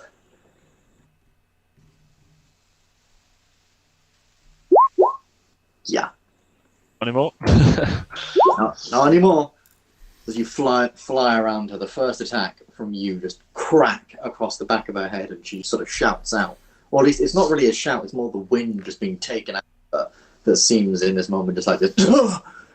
And then the next attack from your thingy's space, just as she's pushed forward, then just crack straight up, and she just slinks up, and then sort of falls back off the side of the sort of temple, and the rest of her body just slowly, like a rope falling, just slowly uncoils and follows suit, and she just falls. And with a crunch, she lands on the floor. Gone. As this happens, as she hits the floor, all of the sort of sand now that's been up and spinning around this brass dragon immediately just falls all across the area. And the dragon stops spinning. Closes, and then instead of its eyes being wide open, they just close. And it slowly begins to fall. Fairly slowly begins to fall. And it does land just like on this side, like way over here on the right side of the bridge. And there is now, you imagine, just this massive body of a brass dragon on that side of the bridge. It is huge. It takes up a gargantuan space, like 5 by 5. So if I just draw out really, really quickly a circle for what this thing is. So it's one huge. Wait, no. Large, huge, gargantuan? Is that gargantuan? It is 4x4, but there's not a. It's medium, large, huge, gargantuan, right? Yeah. I feel like there's one in between that, but It's the same size as the snakes. yeah, pretty much the same size as the snakes. As it falls down, just like very, very slowly falls down as well, and a lot of sand just picks up as it gathers. Yeah, but we persevere on. Congratulations, Ayla. Garva, it is your turn. Your fire claimed the lives of many a creature. Yeah, I'm gonna end it because I can see that it's burnt everything, and then I'm going to guiding bolt this this guy. The big red one. Yeah, I won't have disadvantage, will I? Why would you have disadvantage?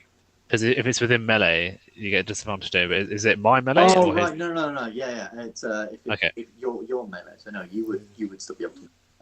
All right, I'm going to upcast this to level 3 Ooh, and hope it hits. we're all hoping it hits for you. Oh, points. Oh yes. Yes, that hits. 22 damage. Radiant damage. 22 points of damage to this thing. So that does 26 points of damage as this guiding bolt just cracks up its sort of body, and you can feel like the wind being pushed from it. It's like, and it just hisses out again, its tongue sticking a little longer, its forked tongue just out towards you. Anything else?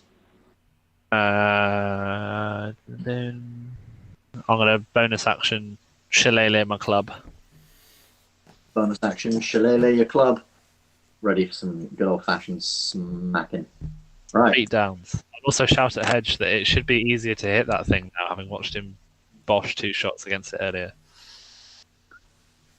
Its turn. And on its turn... No, that would happen on... Right, so its turn, it's going to... Yeah, see, I guess just to see if it gets the thing back. Oh! Gets its thing back, guys. Oh! That can fuck right off. Now, here is the interesting conundrum we have. We have 2 people right next to each other, way down the back. Or you can get in angles to get that way. And he's keeping an eye on both because you've both been attacking him. So can JJ and Abby decide which one of you is going to be rolling a d20? Sam and Ryan decide which one of you will roll a d20. Ryan, roll me a d20. The lower of you will be the one it attacks. Oh, it's us. Congratulations, guys. It's you guys. Can I get Beats and Java to roll me a dex saving throw? Oh no.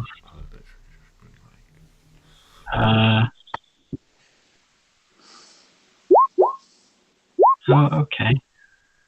Okay. We have 1 fail, but 1 success. It's a DC of 17.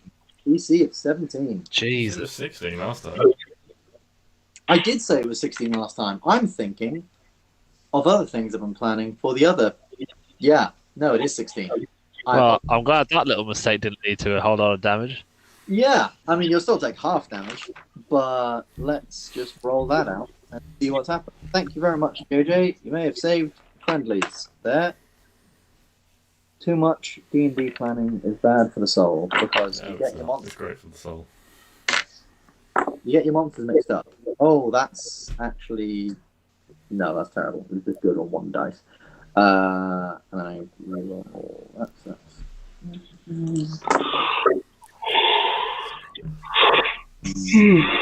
That is 19 points of acid damage, halved down to 9 That's a points of lower acid. roll than it's been doing. Huh? That's a lower roll than it's been doing. It is. It did not roll well. It rolled 1... The D8s, and only 1 of those rolled above 6. How you doing, Beats? So 9 damage. Yeah. Okay. So I've got 6 health. 6 health. Hey, it's better health. Fine margins. Yeah. Margins indeed. It is 10% health. And actually, it would have moved down there to be able to get the both of you in range.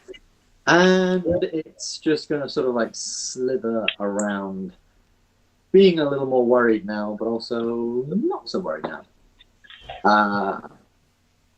Beats. It is now your go, however. Most of everything is dead. The area has pretty much gone silent, except for this thing that sprayed this thing all over your body. What would you like to do? How hurt is it? You're not exactly sure. Make a medicine check. Just sort of looking over this thing.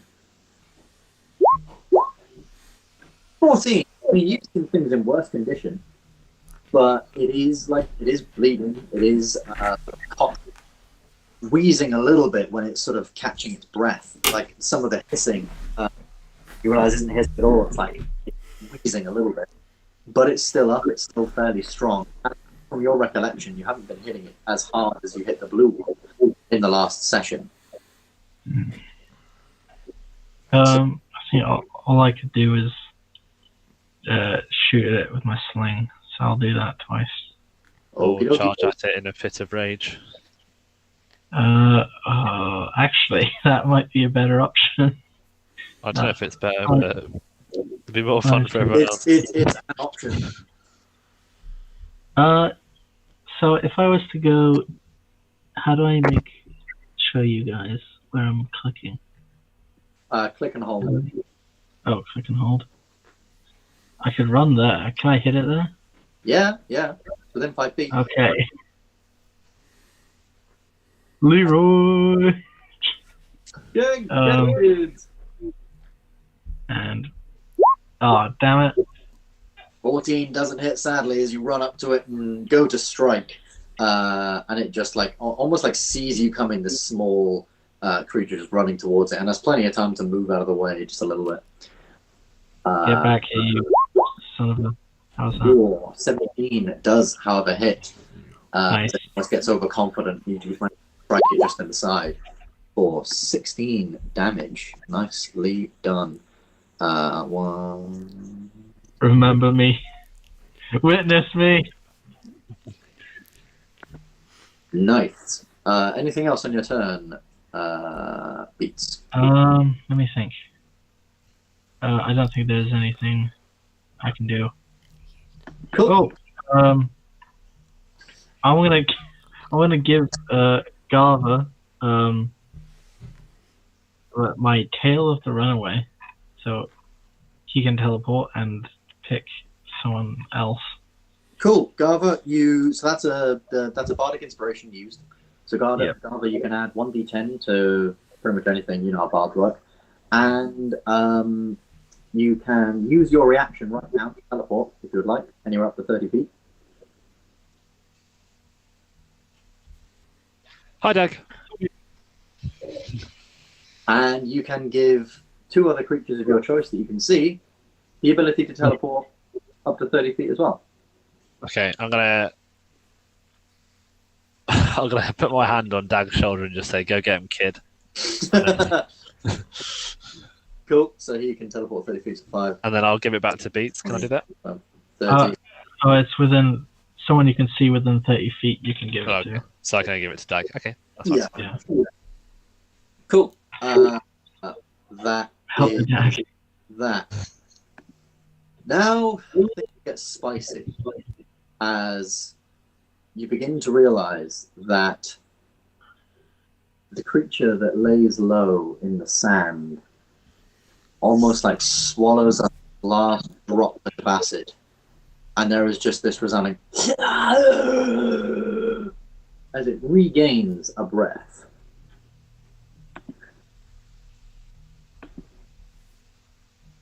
And it's back on the playing field.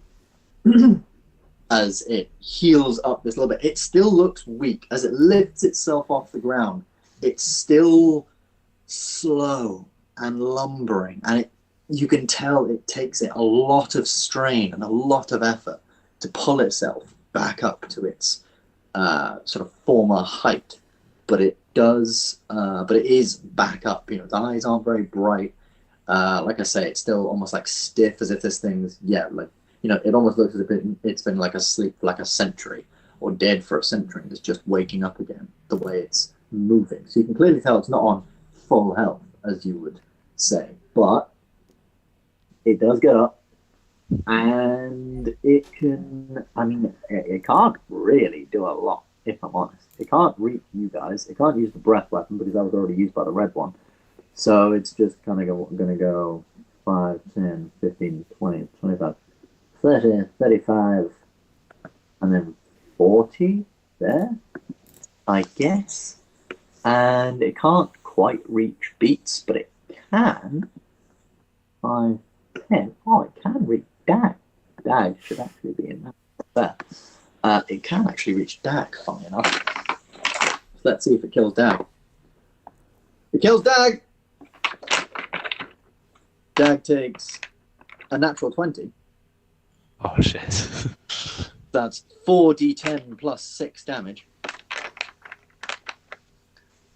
I don't know why I'm rolling it out. He had 2 HP left. What's his max HP? Why did you move him over one? 65. Because he was right in the middle. Okay, so can't kill him outright. Yeah, can't kill him outright. So this thing just bites into Dag and he grabs his leg. He's like, whoa, whoa! And it just bites up and then slams him down back on the ground. The disrespect. Dag is on the ground and bleeding out. And he will be making death saves. Because I'm not a monster. I give NPCs death saves too, sometimes. Unless it's the lizard. I didn't give that thing death saves. Cool. So then we would have Irvin. Irvin. A big snake thing came back to life. What you doing about it? I shoot. Hey! Which one were you shooting? The blue one. The blue one. Nicely done. Roll the damage. You've had a light crossbow this whole time? I used it like Crossbow this entire time. 9 plus 2 piercing damage. You see, when it comes back to life, it gets 10 HP. And that goes up every now and again. But it's in combat, so that's a rough deal. So as this thing is like slowly got back up and bites and slammed down Dag, it sort of like looked up and hissed and sort of like roared, this weirdly deep roar out. And you just get this like well of courage within you, Irvin, as you pull out this light crossbow from your back, dust it off a little bit, straight up. And as it's like roaring out and looks now towards Beats for the kill between its two heads, just straight through the eye. Whether you meant to do that or not is entirely up to you. But it just spins, smashes against the bridge, and then slinks down. Once again, dead. If it can survive for any more rounds, then get more HP until it was back up to full. But you managed to kill it. Again. Having a rough time. Anything else on your turn? No. Cool. Next up, Dag makes a death save. Sounds like a terrible children's book. 5. Dag fails a death save.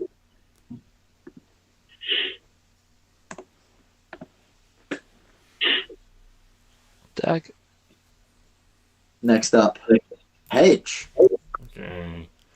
Alright, I'm gonna do the other thing, running behind here, and like bonus action hide.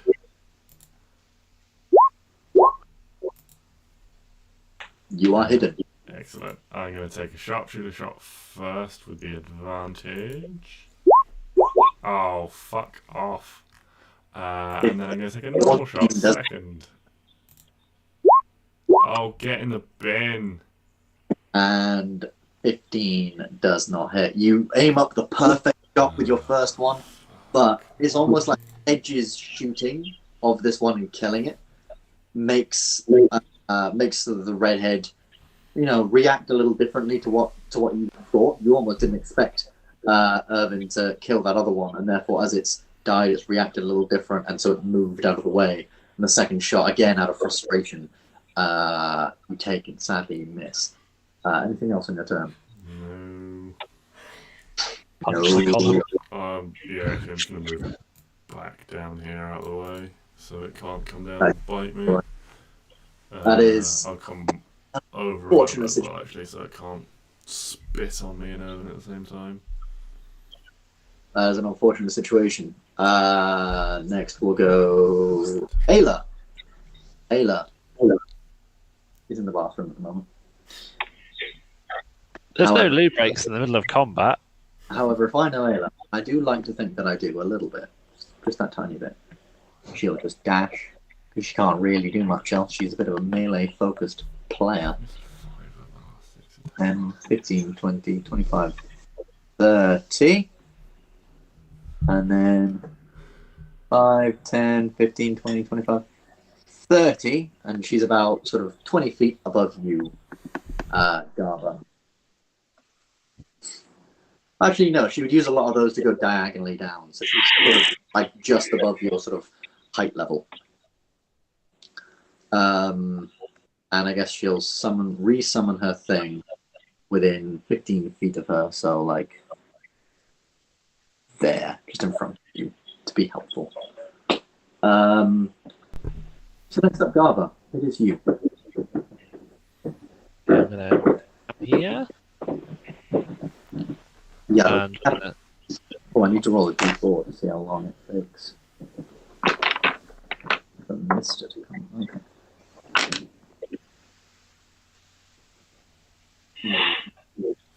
I made you dash. You're now not up there. You're now in front of people. I'm gonna upcast another guiding bolt at this thing. Another guiding bolt. Yeah, and it's a D10 I can add from. Right, well, we'll see if I need You it. can add from. Yeah, you can add it from. I won't need it. Don't need it. Roll the damage. I'm assuming that's level 1. Level 3, I said. Oh, level 3 again. Oh, that's 23 damage. Yeah, this hard bolt just is into its side and it recoils, hisses towards you. Looking pretty pissed. Looking very, very pissed. Anything else? On your turn? I'll have a quick look see if I've got anything bonus actually. I mean, how's he looking? It's now looking, well, a lot worse than it was earlier on. Beats made a medicine check, and he might have relayed that, it's looking a lot slower, it's looking pretty weak. You guys have now done quite a lot of damage to this thing. And it's physically, just drooping that little bit. But it's not dead by any means, and it's still, you think it could go on for just that little bit longer if it needed to. Okay, right, I'm gonna. What did I move to get there? 5, 10, 15, 20, 30. I'll just move. I'll move back here so that it's harder for it to reach me. And that's my go. Cool. Alright, let's see. My boy gets some acid. 5, 10, and Beats, can you make me a dex save? For me.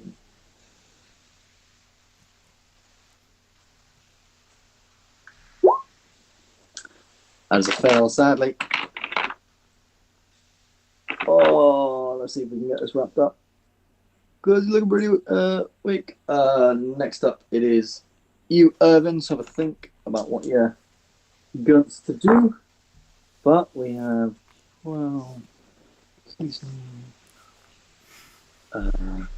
20. There's 21 points of acid damage to you, Beats. Does that mean Dag's dead? Dag fails another dex save. He has 2 fails, no successes. Do you fail one death save for taking damage? You only fail it. You fail a death save for taking damage. You fail 2 if it's a critical hit. I see. How you looking, Ryan? Still alive? He's only on 6, wasn't he?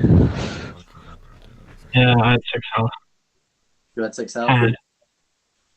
Sadly, you also watch as this spray of acid just envelops Beats, and Beats sadly falls to the ground and almost slides across the ground with this spray of acid. I'm very sorry, Ryan, but you are, on the ground making death saves. On your turn, you'll make a death save, and we'll see how we get on. But that is its go. Sadly, now it is your turn. So can you make me a death saving throw? You should see a thing on it on your sheet. Just click the word. Oh god damn! Oh no! No! That doesn't mean you're dead outright. We've now failed two fails. saves. Doesn't mean Yeah. you're dead outright, but you're well on your way. You are well on your way, sir. Help me! Irvin. This thing is looking rough. It's looking beaten. But two of your friends have gone down in the fray. One friend and one new acquaintance. Well, yeah. We're friends. Right, I'm gonna cast That spot. Firebolt at it. Firebolt. Yes. Who? 2d. D20. You have to hit it first. Oh yeah. D20 plus spell casting. Plus spell casting, which is Plus spell. That's got to be it, surely. which is Three proficiency plus plus- intelligence. Yeah, that hits. That hits. So that's plus 7. Okay. Good. Easily hits. That's, yeah, 2d10. Ooh, 15 Dead yet. points of fire damage. Please. Not quite.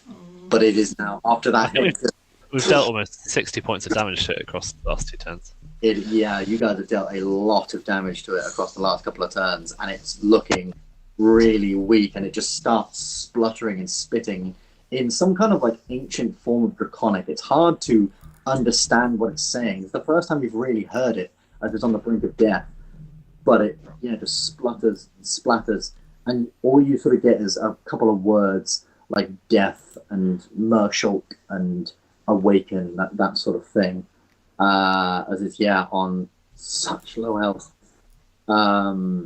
It's rather frustrating. But we then got a Dag. Dag makes another. Dag rolls a 16. So Dag's got a pass.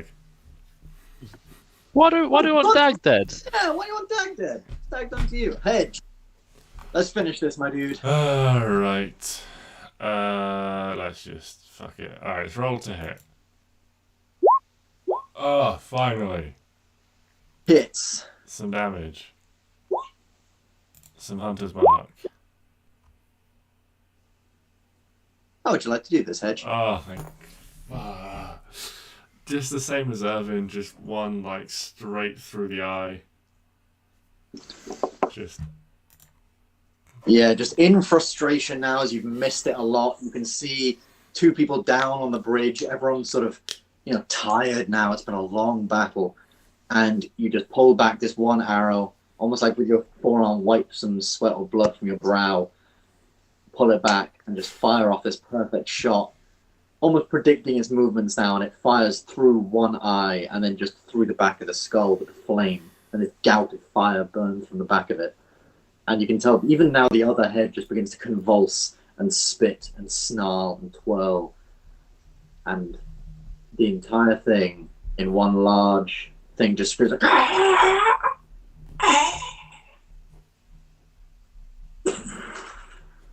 Sand erupts everywhere and all around. And the whole area just goes immensely quiet.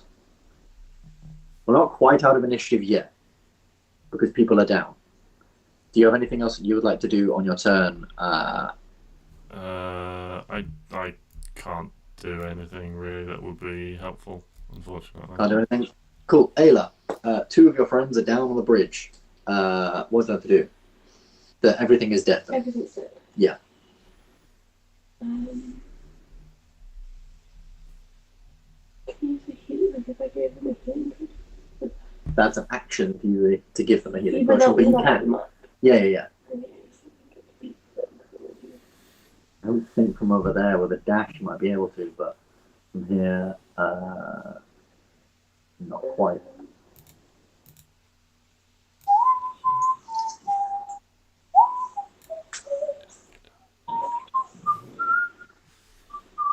I give it to them through my shadow. You would have to give your shadow the healing potion, Yeah. but Oh no, 11. 11, 5, 10, 15.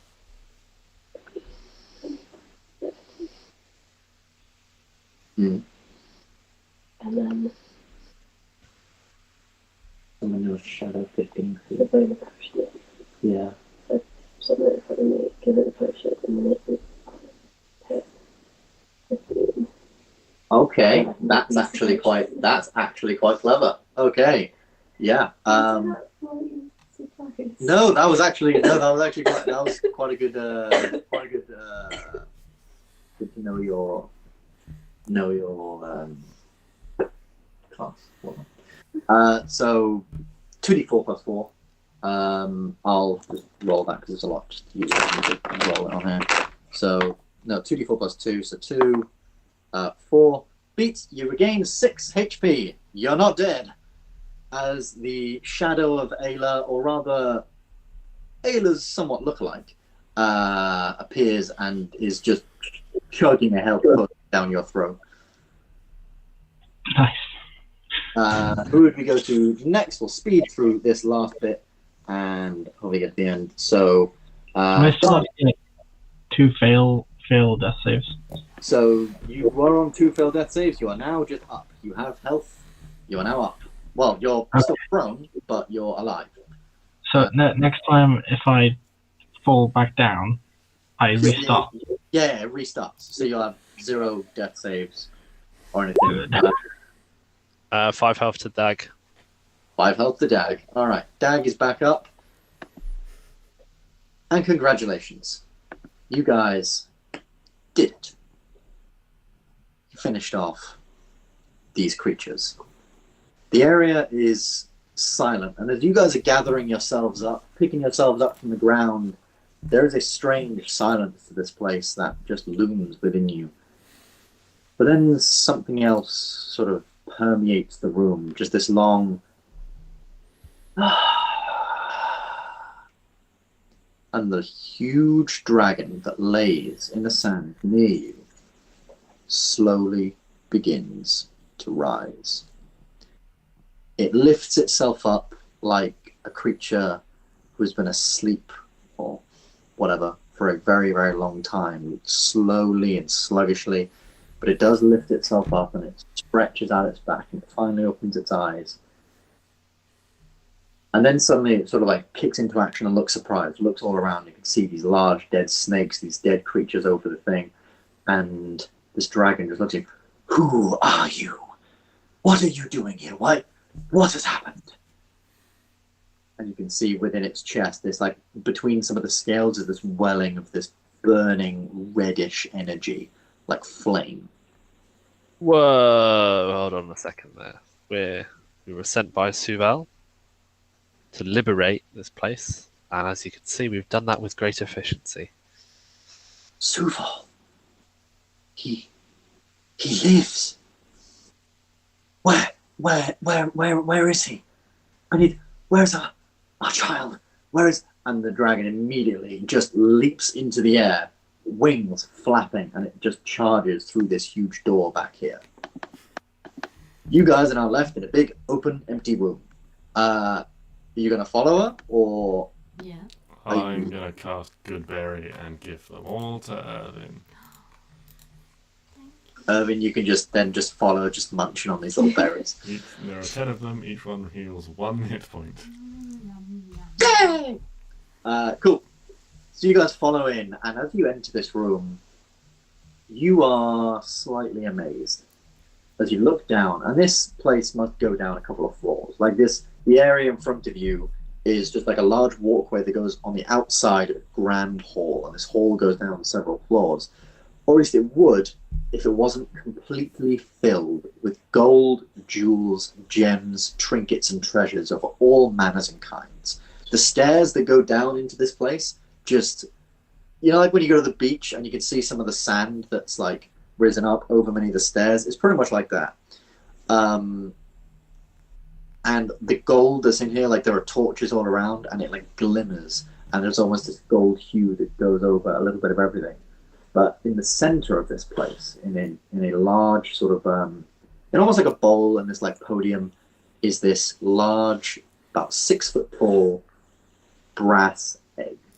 Large egg is not quite like our eggs, where they're slightly thinner at the top. No, this is like a perfect sort of oval, and it's got these brass scales that go all the way around it. It's not like a hard sort of egg sort of shape, but these scales are, I'd say brass, but it's more like a brown, like a murky brown color. But they're definitely metallic. The dragon sort of charges up to this. Oh, my child, you're alive. Oh, I thought they would hurt you. Oh, I'm so thankful. I'm assuming Suval sent you for us. For this. He gestures to the egg. He sent us for the egg, but he told us you were missing. He was gone. Just dead or something, I can't quite say. Suval is always one for poetics. No, I was gone in a way.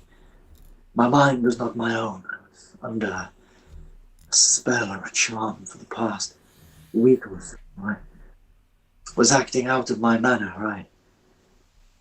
I don't know what they were trying to do.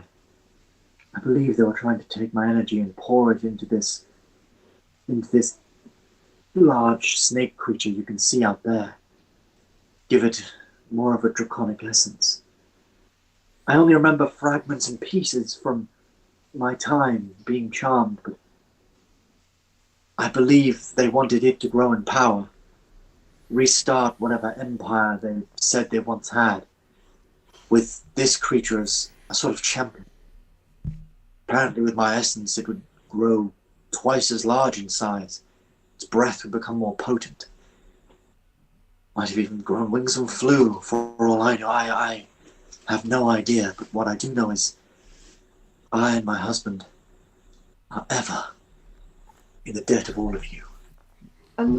Damn straight you are. Your husband sent us here to die. Sent you here to sacrifice it. sacrifice. The creatures here were expecting sacrifices.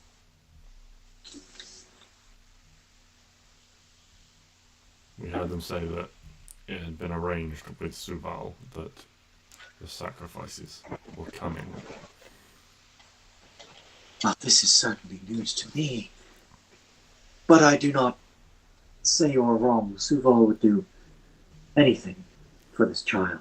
I do think he did it to protect the egg. I have no doubt that... Actually, I think I do remember.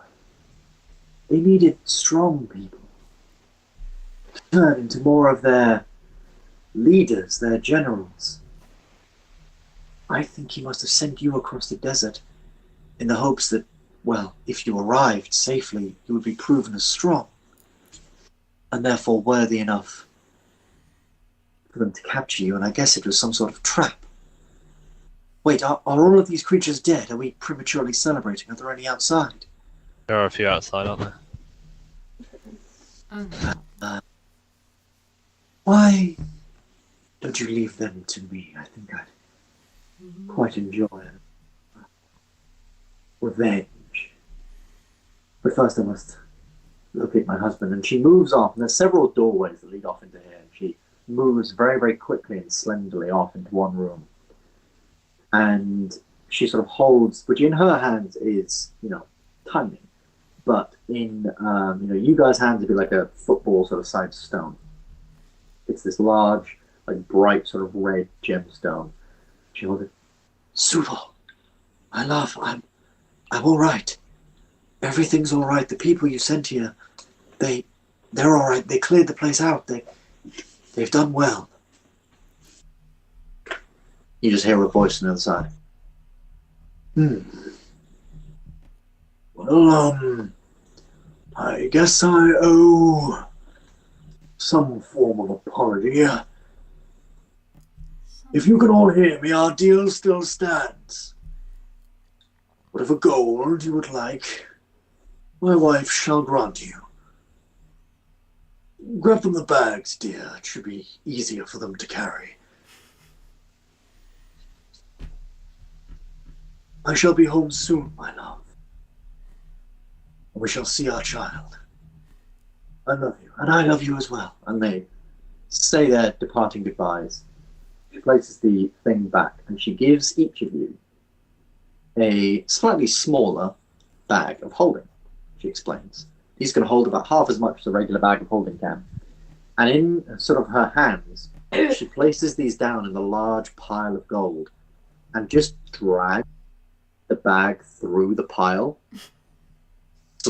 slowly making sure that it fills up as much as it can. She does this for each of them, and then sort of looks down and throws one of these bags in front of each of you. It literally looks like a small purse, pretty much. But inside it, you can reach pretty much a full arm in and feel around, and it is just piled with gold in there, trinkets and gems of all sorts. Any rough estimate to its worth? Something in the region of 100,000 gold, something along that line. Holy shit. Trust me, it is not of much use. I bear in mind, a lot of this is in platinum pieces as well. So it's not just gold, it's platinums and things like that that would help you. Everyone just make me a quick perception check.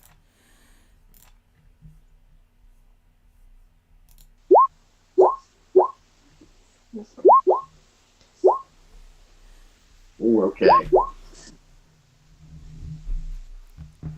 Now, Hedge, Irvin, and Garva, do any of you speak Draconic? I know, Hedge, you do. Irvin, do you speak Draconic?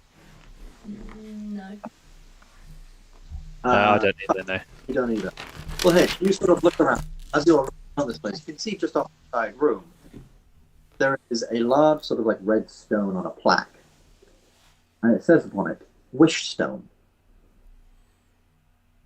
This is a very, very fancy podiumed piece within this room. Just something that you would notice. You'll also notice many other sort of magical items and fancy different things throughout this room, but that is sort of the main thing on a large podium.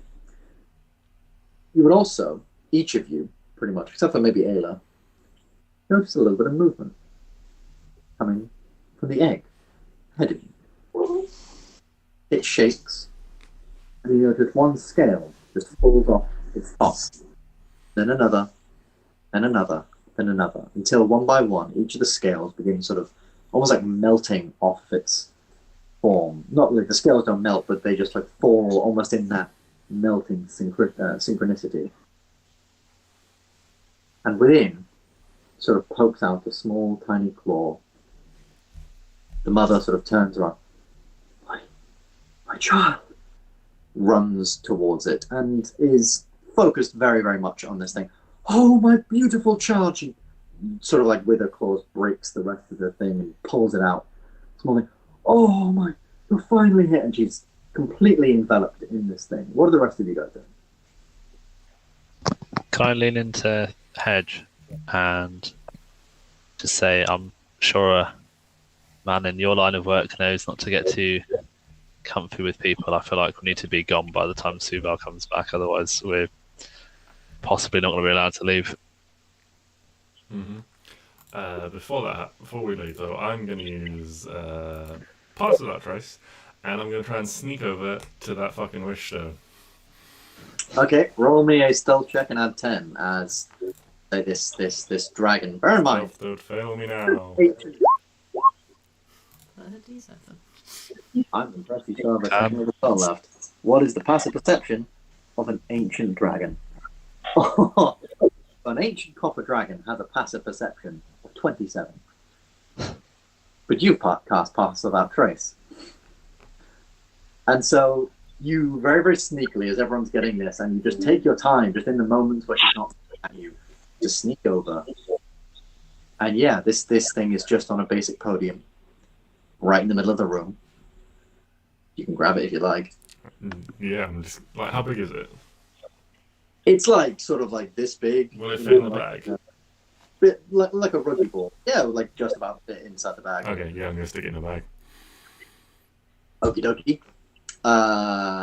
After a little while, She thanks you all again and again and again. She doesn't even, notice any of this stuff happening. She places her child down. Now,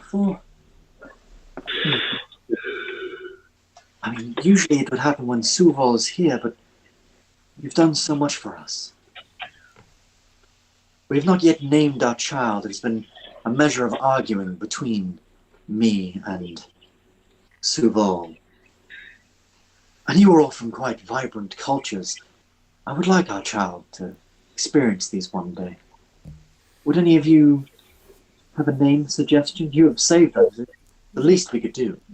Brian. Said like that, yeah? Brian. Brian. Brian Dran. Make a persuasion check. Anyone else can come up with offers and try and we'll add it to the list, maybe, I think. Can I suggest Ignatus? Ignos. Ignatus. Yeah. She looks at you very concerned now. Where did you learn that name? I think it was just where was it? Sorry, I'm quite old. Make a deception check, you cheeky bastard. Oh, here we go. Here we go. Oh! She just sort of looks at you. Funny. But no, I think that name wouldn't quite suit my child. Beats. Of course. Beats. I'm willing to share the name. Roll the persuasion check. Fuck it. Watch me, nat 20 this. Wait, can I give myself sadly you can't. It's a higher level bar. Down. Okay. Where is it? Okay. Maybe not. Maybe our next one. Well. Okay. Fine. Spyro. Oh my god. Roll a persuasion check. With advantage. We'll say last persuasion check before we quickly move on and wrap this thing up. Oh! Spyro. Spyro was his name. Yes. I quite like it. Little Spyro. Yes, and she nudges the little brass dragon, which, like, now that you're looking at it, isn't, again, not brass, like really unpolished brass, like basically brown. And as she nudges it, it just this brief spout of flame. Yes, Spyro, I think will work. I do hope Suval likes it. You will have to put up with it, I suppose. I'm growing quite fond. Well, yes, maybe you're right. Maybe if my husband wanted to sell you out, you should get going before he gets back. He does also have a bit of a penchant for interesting creatures, and, well, a lot of you do look rather interesting, so I would go. If you just come this way with me briefly, I will take you to our teleportation circle room, wherein you may travel to any of the major cities in Titan that you might wish. He takes you off. Is this to this teleportation? Like, can you teleport to that? She can, and people who know the sigil off by heart can. However, not. Could have teleported us in here. No, because we were a sacrifice, Ambyr. You get the feeling that this dragon, the way she's speaking, the way she's talking about this teleportation circle, and as you're going, she begins sort of just prattling on about certain things and certain arcane terminology. You get the feeling that she is the more arcane one of the two. Suval is big, brutey. She is more intelligent. Uses her intelligence. Has quite a bit of arcane knowledge, and maybe as you're sort of going, you get the feeling that she does in fact have some spellcasting ability as well. Where are you taking us to? Just our teleportation room, an area where we're in. Where are we going from there? Wherever you would like, really. I have a large list of, well, different cities you may travel to, different places you may go. Any general direction, really. From here, your paths are your own, but I think somewhere near where you came from, the edge of the desert, would probably suit you all quite well if you'd all just come with me. If Sewell's related, but we are very wanted people back in that city, so absolutely not. No, thank you. Yes, I didn't want to mention. How do you know my husband? How did you come to be in his service? It's a long story to tell you, I'm sure. Well, where exactly are you all wanted, I suppose? The city of Az-Zafar. Oh, you shouldn't worry about Az-Zafar. Az-Zafar doesn't much care for places outside of its own realm. Its colours are mainly, well, its own.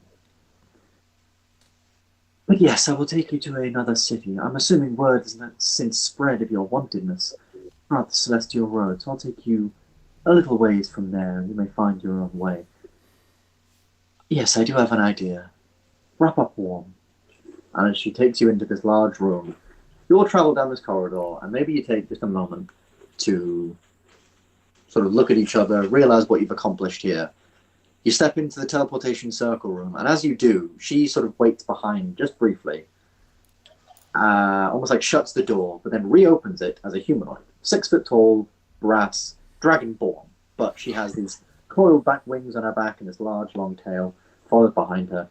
You step into the teleportation circle and she stands there. Now, is everyone ready? And her hands begin to glow with this arcane light. The circle begins to spin and glow as well. And with a large flash, you all now appear on the top of a vast, vast mountain. A huge mountain, and it is cold as shit. It's snowing pretty much all around you. Not heavily, just lightly, and there's a thin layer of snow. And way down below you can see a forest. A bright blooming forest with many fields and farmland stretching as far as your eyes can see. You are definitely far away from where you started. Definitely far away from where you started. And Dags just sort of stood there like, hey, I actually was, you know what, fine. Whatever. I'll walk back. So go on. Sorry. You're sticking with us, Dag. Did Dad get a bag of gold? Huh? Dag did get a bag of gold, yeah. He's still alright, isn't he? Yeah, he's done alright. He just sort of, like, Dag, throughout that entire encounter, just stood next to Beats and tried to act, like, tough, despite the fact that he's on not a lot of health and is nursing a lot of acid wounds. But she looked at all of you, asked you to step out of the circle. Thank you very, very much for what you have done for me and my husband. And we'll be sure to tell Spiral of your tale one day. Where the fuck are we? Is this a recognisable location? Everyone just make a survival check. No. Beats, maybe you've sort of heard of these mountains before in the general location. Irvin and Ayla, you guys are a little Never more. seen snow before. And Garva, yeah, you guys all pretty much know this area. You are in what is called Calastian Mountains. Pardon? They are the Calastian We're in Alaska. This is like, so there's the desert. Beyond the desert, there's a jungle. Beyond the jungle, there's like mountains. And then beyond that, there's fields and grass and all sorts of stuff. You are on these. You could go back towards the jungle and back towards the desert if you like, following the Celestial Road down, or you can go straight ahead. See where your path and journey lies. And ahead of you, there are indeed 2 sort of roads. You appear on this sort of plateau, small monolith that sort of signifies, people who travel up this pathway.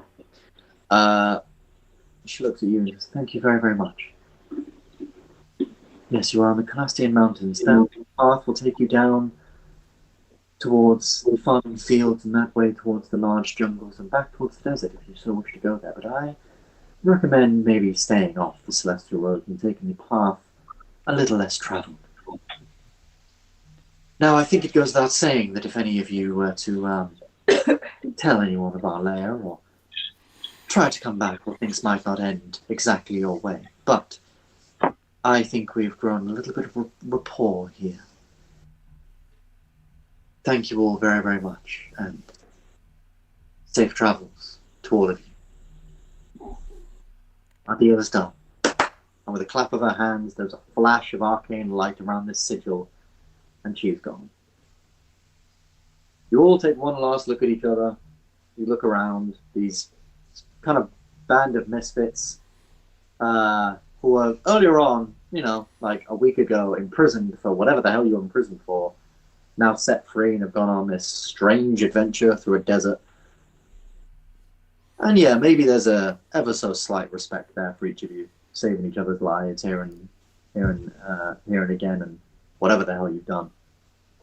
Would anyone like to do anything at this point? Ask Hedge what he's going to do with the wish stone. I think that is a pretty Did good. you even see me take it? I mean, I was standing next to you and I went to talk to you, so yes. Yeah, I mean, he rolled well on stealth, but You would have probably seen him like move off in a direction. Yeah. I am there. But I would be very interested, Hedge, whether you use it now. You could obviously use it now. She's gone. Or you use it later. What would Hedge do with the wish stone? You have one wish by the realms of the spell wish. Oh, one wish. One wish. Bear in mind, if it's a crazy enough thing, this could impact the main campaign as well. I wish Tiamat was dead. No, he doesn't have anything about that. No, I think he'd save it. Save it? Yeah. Fair enough. Fair enough. You would know a thing like this would fetch fucking thousands on a market Yeah. and anything like that, but, in the wrong hands, potentially quite dangerous. But yeah, and with a solemn nod, Dag suggests to you, Beats, that maybe you two can go together, form your own clan, do something cool like that. He doesn't really want to be on his own, and he's kind of sick of the desert. Sands, coarse and rough, he gets everywhere. Unless you want to go that way, he backtracks, in which case, yeah, sure. If you'll take him, you don't have to take him. Dag will be my blood brother. Ah, yes! Wait, do we have to actually cut ourselves? Because I think that would actually fucking... Yep. Okay. Dag pulls over. Nah, he's not that low. He just dies. So, Just take Beat's hand, don't shake it as we part, and just say in the nicest way possible, I hope we never see each other again. It's been a pleasure. I loved you too, man. Okay. Yeah. Okay. massive hug, which can almost wrap around, like he's holding the opposite arms with his long bugbear arms. But yeah, and with that sort of solemn ending, this respect for each other, you take one last look at each other and, well, you may all part ways into the ever-spanning lands that are Titan. Maybe this is the last we play these characters, maybe it's not. If anyone else wants to pick them up at any point, I'm glad to run it in again. This has been an absolute blast. Thank you all very much for playing. Happy birthday, Ryan, technically, because this was technically a part of your birthday present. You almost That happened died for your a birthday month. present. That happened like a month ago. Yeah. He almost died, but the weapon was born. The weapon was... And tales of his deeds will go on for ages and ages. Thank you. 10 years later, Beats ends up becoming the ruler of the entire desert. He has the whole kingdom. Like every time, like someone comes into the court and they have to read off my title, and it goes on for an entire hour. The weapon, the aristocrat, the shield.